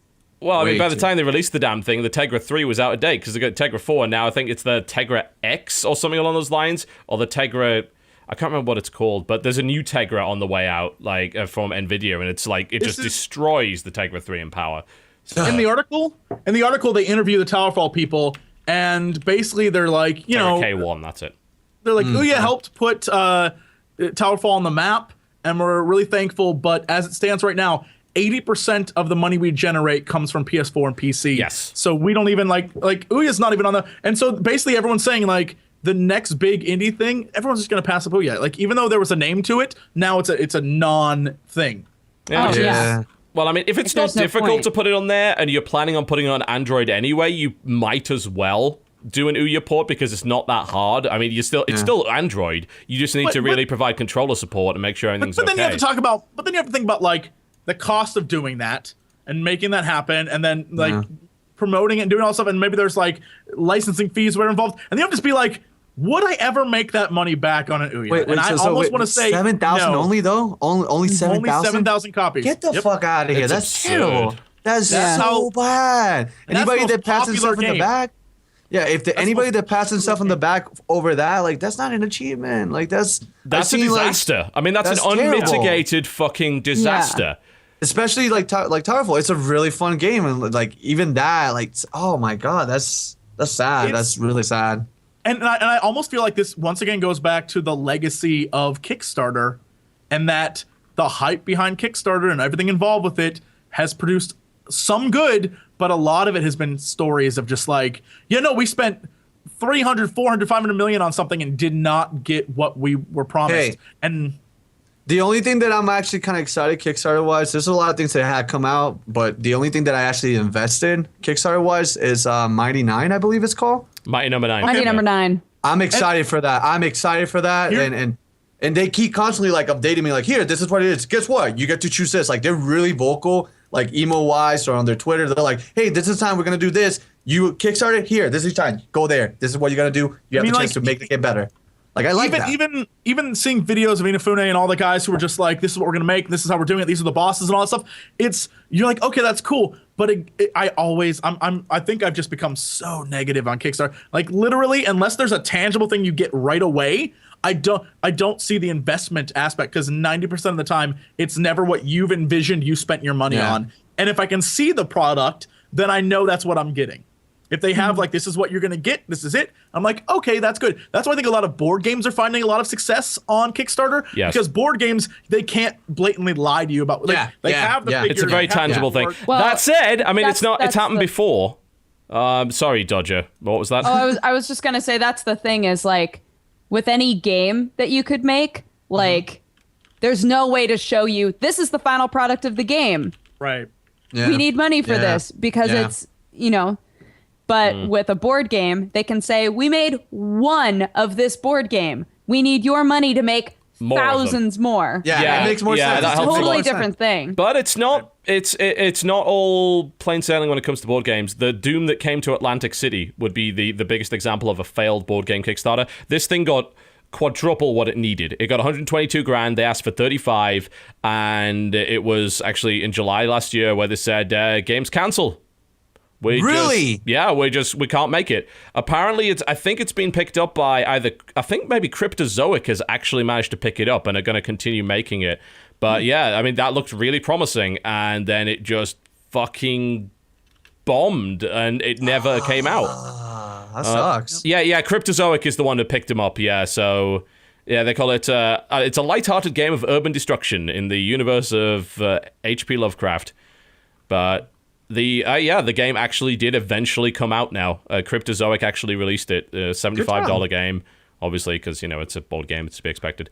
So they managed to bring it out, which was kind of great. Wait. How much is it? $75. It's a board game, man. This is a norm. I'm not aware of this realm at all. Is this a norm for prices? like For a this? lot of board It games, it is. can be, yeah. Ah. Like, it's... What happened to paying like $20 for Depends on Monopoly? how much is in it. It's a lot of this stuff is a lot more complex than things like that. Plus, you got to bear in mind it's not mass produced. Like Monopoly, you make untold millions of copies, so you can drive the price down. This is like specialist stuff. All right, so, I get you. I'm maybe not you sell even, a few I'm not thousand part of copies this. of it. Yeah, but board game is awesome, man. And hell, you have a group of people at your office. You should fucking board game. It's an ideal position to be in. No, seriously, We probably, many we good probably games. do. if you want to make, more videos that are like, hey, we're just being buddies and hanging out. Board That's games. the way to go. Board games. Hell you yeah. actually get to learn a lot more about the creatures, and you realize they're all awful people. yeah. You don't need to tell me that. They're all terrible people. Oh yeah, you should either be playing Munchkin yeah. or Battlestar Galactica. Like both games about completely dicking over other people. You need to be playing stuff like that. That would be pretty awesome. I just saw a little piece of a few of my members when we play Monopoly, and they just like I play like really hardcore. Like they're like, "Hey Sly, can you?" Nope, I can't trade that. That's a terrible business move, and I would not do that. And they just got really mad at me, like terribly mad. I'm like, Oh, I you thought we were definitely friends, bro. do Dude, Munchkin. I thought we were Fucking dudes. I'm like, no. do Munchkin. Seriously, you've got to do Thought we Munchkin. were That's a dudes. game entirely about Munchkin? dicking people over. Yeah, it's a nice cheap card game. It is about dicking over your friends. It is so Oh, good. that's perfect then. Yeah, so good. Oh man, but yeah, All right. I don't have any news, so sorry. No, I don't think so. There is a new list of greenlit games, which is no longer exciting because there's pretty much nothing on greenlight that we'd ever want to see anymore. But they have, Hey, Far Sky, I like that game. Come on. I guess, but a lot of this stuff is really, really, it's scraping the bottom of the barrel now. The only game that looks interesting on there is called Arcade Craft. It is a real-time strategy arcade economics simulator. You have to purchase different arcade machines in order to make your arcade successful. I'd play the shit out of that. Isn't there a game like that already? It's where like you create a gaming company or something like that. You're talking about Game Dev Tycoon. Yeah, there is. something like. Is it the same style? Kind of, but you're running an actual arcade, so you have to decide like which machines you put in and things like that. I love being able to build my own thing and manage it, and there's not enough games that let you do that properly anymore. A lot of the iPhone games are all stupid, like time wasters. Like, I say stupid time wasters is kind of like mean to Nimblebit, but it's like, oh, Tiny Tower. It's like, great, it's like Sim Tower again. No, it's not. It's just I click a thing and then wait for 2 hours. So I don't know. I mean, looking at it, it doesn't look incredible, but I'll play it anyway because I'm actually desperate for playing these games right now. I want to play a simulation game like that. Oh, there you have it then. Yeah. Outside of that, though, I'm not seeing anything on that list. I don't know if the rest of you see anything that you recognize that looks interesting, but Let me see. No. there's Flash Out, which is kind of okay. It's a sort of Wipeout clone. It's not terrible. I What would is maybe this? play What that. what is this Ascendant game? Whatever. It looks, I'm looking at them now. Yeah, Ascendant. I actually don't become know. a god. Yeah, it says become a god. Oh, it has a little nice fighting mechanism, and Yeah. it says you must slay a god. That's already interesting. It's a side-scrolling brawler by the looks of it. Yeah, that looks really fucking okay. cool, actually. That looks all right. I'll probably play this. Yeah, I mean, I love side-scrolling Yeah, this brawlers, actually looks so interesting. I'm all in this there one. you go. Yeah, there you Non-believer. go. We did in fact find a few that. Yeah, this actually looks like cool, stuff. actually. Holy fuck. Cool. Yeah, Ascendant. There's one. Yeah. Anything else on that list that looks all right? I gave you one. Don't ask for more. Indeed. Wow, they're putting Dark Age of Camelot on there finally. Holy shit, that's a long way to go. I'm surprised people are still playing that. I guess Yo, they are. the amount of cube-related games I see recently, though, is kind of like overwhelming. Oh, Oh, yeah, yeah.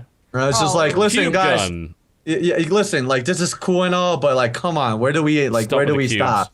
Like, seriously, Minecraft already did it. There's other games or whatever. I understand, blah blah blah. Come on, there's how much Minecraft you want to suck that out? Like, cut it out. It's an easy graphic style, I suppose, to emulate. That's I why. completely. The hell is this? Let's see what else. There's another visual novel called Kendo Crush, which again has what looks to be preteen girls in bikinis. So yes, thanks Japan for that. Wait, hold on. Yeah, no, all right. What's this about? Fucking hell. What else? I don't think there's nothing else on there. There's something called Space Corp Tycoon, but if I look for the description, it says quick description. Like, oh great. It's That's the developer of Space Corp Tycoon driving away. No! He's like, no, I'm out. what else? Voxel Quest, which I've heard good things about. In fact, I've heard quite a few good things about that. But it's like it still says that, it's still in early development, so I have no idea. But it's a good looking game actually with a really nice lighting system. If you have a quick look at this for Voxel Quest, I have no idea if it's actually going to end up being any good, but like it looks promising. On top of the news and whatnot, obviously I don't know if you already talked to this because I haven't been in the other ones, but did you guys talk about the fact that the developer from Cube World is starting again to like remaster the? I'm so disappointed. Oh yeah, we didn't talk about Cube World. No, I'm so disappointed. Like I was the hype for that game was stellar. Huge. Like, Huge. It was just amazing. died. I know, and I'm at this point where I'm like, do I use my moral compass to be like, no, you fucked us over? But part of me is like, Sly, they're gonna update the game. Play it. You want to play? I'm like, yeah, I want to play it. But this person fucked us over so bad. Like, oh, come on. It is worth bearing in mind, though. I mean, the guys did buy into an alpha. You know, I mean, there are times when these games they're clearly not finished, and it's. I mean, the way that the Cube World guy handled it was terrible because like he just disappeared for ages. I'm not mad. I'm not mad that he just like stopped working. I'm mad that he didn't say anything. Yeah, the communication thing is really like really at all. Like, hey guys, I'm sick. Hey guys, my dog got run over. Hey guys, my mom is now in Jamaica and I'm going with her. Like something, tell me something. I don't care. Just don't leave me hanging out. I would have preferred that. Like, hey guys, I made a lot of money. I'm moving to Jamaica with my mom. We're gonna become Rastafarians. Yeah, just tell me something. Just tell me something. Like, don't just like take my money and run. I didn't buy an alpha. I buy what I expected to be eventually a full game. Eventually. But TB, what do you think of that? He's trying to stop. What the hell was that? He was so happy about it. He knows my opinion on early access. But to be fair, if you're making videos on it, whatever. But I am sad for people that buy into early access games like that and just end up realizing they've wasted their money. And the game wasn't. No, listen. The game wasn't a waste. The content that it had at the time, it was amazing, and it had I didn't really get to the point, to the peak area where I'm like, I'm done here. There's no fucking way. There was lands I didn't explore. There's monsters I didn't fight, but I needed the updates as I was kept leveling. It just I was hopeful for it. Everybody was giving in a lot of faith to the game, but just and now I don't know when he comes. They were blown away by some really, nice screenshots and a good art style. It's like, wow, look at the potential of this. They bought into the potential, and the potential has not yet been realized, and it's taken them a long time. And that's gonna hurt him in the long run, no doubt about that. And it's gonna hurt his reputation and the success of the game in general. But it's a warning to people that buy games that are not done. This can happen. It sucks. It shouldn't happen, but it fucking does. How many times has that happened to you though? This is my only first quite encounter. A few. I never encountered this is that's why I'm still I guess torn about it, because it's my first time. It's your first emotional breakup. Yeah. That's the first time a game innocence is developer lost now. Yeah. Oh, it's happened quite a bit, especially on early access. There's been all sorts of... Towns is a great example, actually, of a game that went that way. That had a lot of hype behind it, too. It's oh, wow, it's it's got crafting in it, and it's kind of like Dwarf Fortress, but, feasibly playable. So that sounds exciting. And they abandoned the game. Straight up. They released it. It was on Desura, before early access was a thing, it was on Desura Alpha funding. And then it was eventually brought to Steam via Greenlight. They never fucking finished it, and they just left it. And that happens quite a bit, so you gotta watch out. Oh man, well, gotta watch out. Be careful with your money. I'll DM you. I'm like, yo, TB, what's up with this? You're like, no. I'm like, all right, cool. Hey man, you have the YouTube money. You've got to take the risks for the peeps that don't have the YouTube money. So I try for the most part. For the peeps that don't have the YouTube. We are the watchers on the wall, man. We are. Well, there you go. Nope, I am down in King's Landing with Joffrey murdering hookers. I got nothing to do with you guys. Oh my god! Don't you judge me, Sly. You have fun on the wall. You have fun on the wall. Oh man. Oh, Sly wouldn't be on the wall. Come on. He'd be on the wall. I don't even know what the hell you on about. This is yeah, you guys saw, and me's talking inside jokes about the creatures. I don't know jack shit. What's going on here? So we're really good at making people feel uncomfortable on this show. It's actually one of our key strengths. Yeah, but with Game of Thrones, I don't know. I feel like that doesn't count as inside jokes.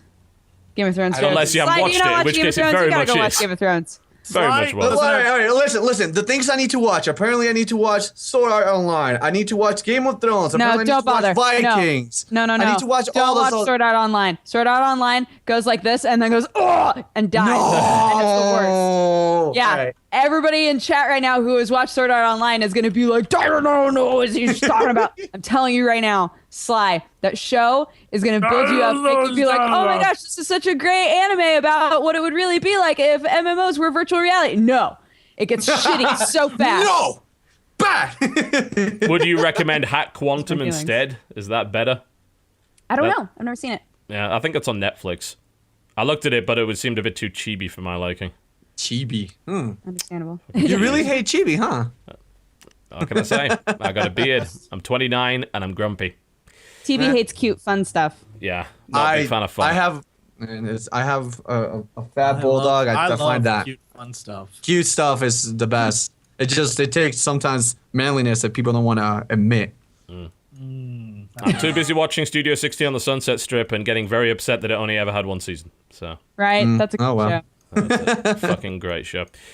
Well, I think we're about at the end of the show, honestly, at this point. We are 4 minutes out from the usual ending, so that gives us enough time to plug stuff. Why don't we start with Sly? What's coming up on your channel? Where can they find your stuff?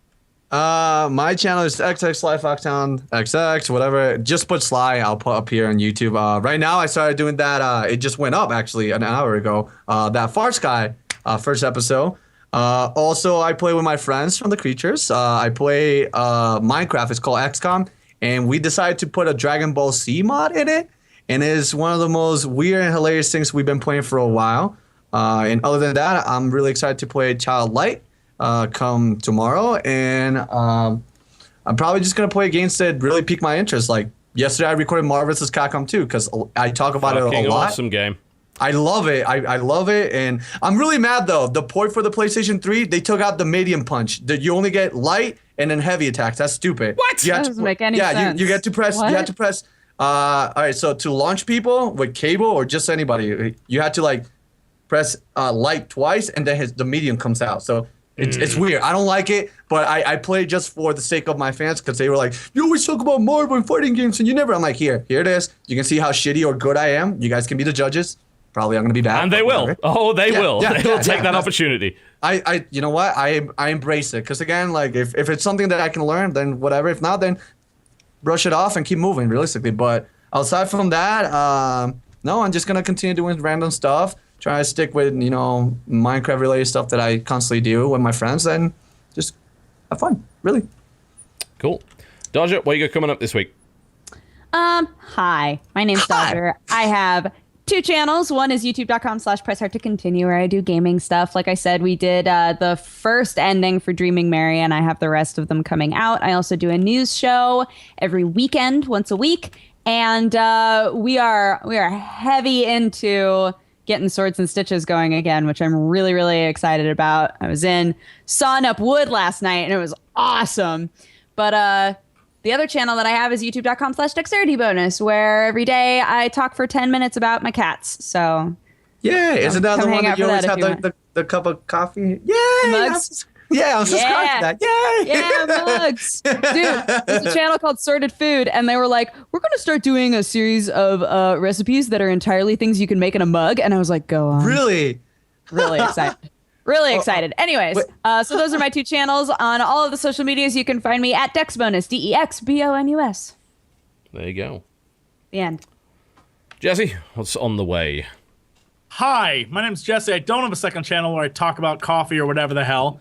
I do have a normal channel where I don't make anything of any value for society. But what I do is play video games and enjoy it and not give 2 rats ass about if they're popular or not. I play what I like. And so right now I'm playing Yesterday, and I'll have Child of Light tomorrow. And then next week, we're going to play Tex Murphy, The Tesla Effect, because it reminds me of the 90s, and that was the coolest time ever, nerds. So time I travel back disagree. to it because you missed out. On many levels. It was wonderful. You were in England at the time. You missed it. That was when America was on top, man. On top! we're the best. Take that, world. And then And then I every once in a while vlog and do other crap that is basically just answering questions. So Indeed. look, if what you saw here today impressed you and you want to see more of it, you should come check out my channel. That's where all this will be, guys. So come do that. Join it. Fair enough. I'll be doing things as usual. I was going to look at Child of Light, but I got fucking hijacked, so guess that might not happen. If they fix the save files, maybe I can do it. Otherwise, I'll probably just not do a video on it, because frankly, I don't have the bloody time. I do have, however, an incredible video on the amazing caterpillar combat game by the name of Battle Pillars, which is on Steam right now. Battle Pillars? Are you serious? What can I say? I couldn't do Child of Light. I needed something in a pinch, so I did the caterpillar game. It was actually okay. It was alright. It wasn't too terrible. Battle Pillars? Battle Pillars, indeed. I need to see this. This sounds fun. It's quite the thing. Outside of that, we are actually, we're doing filming for a lot of the Guns of Icarus stuff quite soon. You should keep an eye out, of course, on the Polaris hub for the Guns of Icarus stuff. I will captain a ship. Jesse will captain a ship. Sky, come to Max My Valentine! Captain of the sky. We'll get wrecked just as badly as you did the first time. Oh, please. Looking forward to it. Can't wait for the complaints on the channel that call us a bunch of tryhards, and we're gonna get so happy about that. If you're not trying, then what are you doing? The salt is real. I tell you. Then It's you're, gonna be then you're good. listening to the creatures, apparently, if you're not trying hard. Right, Nah. TV? They had pro gamers. They were cheating. All right. Outside of that, You have to slip that in, you asshole. gotta happen. I'll never let it go. That's still gonna happen. Outside of that, 1v1 we're me, TV, 1v1 me. pretty. I'll just die. I accept that. I've got my StarCraft channel. Actually, has a lot of Clan Wars, really cool events that I've put up over the last couple of weeks. Do go check them all out. We're at the end of the month's kind of Clan War roster. We start on May the 9th. But if you missed any of the Clan Wars, youtube.com/TotalBiscuit has spoiler-free VODs for all of them. So do go check that out as well. I'll most likely be streaming at some point over the next couple of weeks. What else am I doing? I'll be looking at Amazing Spider-Man 2. That's probably going to be next on my list, so we'll see if that's any good. And if there's any news, there'll be a content patch. If there isn't, I'll do more mailbox. We've got plenty more questions to answer on the mailbox, so... And I'll also do... I promised the vlog about my health. I'm going to do that now that I actually know what's up, so... Good. I will do the vlog, and I will let you know what's going on. All right, folks, that's pretty much about it, I think. We are wrapped up for the show, by the looks of it. Yes? Sweet. Yeah, cool. Excellent. Thank you very much for watching the Cordial Podcast. Check us out. That's where you go. Right there. See? There's a thing here that shows you where you need to go. So do go check that out. And of course, follow us on Twitter, youtube.com, well, twitter.com/TotalBiscuit, twitter.com/DexBonus, twitter.com. Are you Dex Bonus or Dexterity Bonus? I can't remember. Dex bonus. Dex Bonus. Good. Yes, good. Because no one can spell dexterity. Twitter.com/Jesse Cox and Twitter.com/SlyFoxHound. Yes, there you go. Without the additional X's that are in your channel. No name for some X's. reason. I didn't want them in the beginning. No, they are gone. We all make mistakes. Ladies and gentlemen, you've been watching the Cordial Podcast. Thank you very much for watching. Good night, goodbye, good riddance.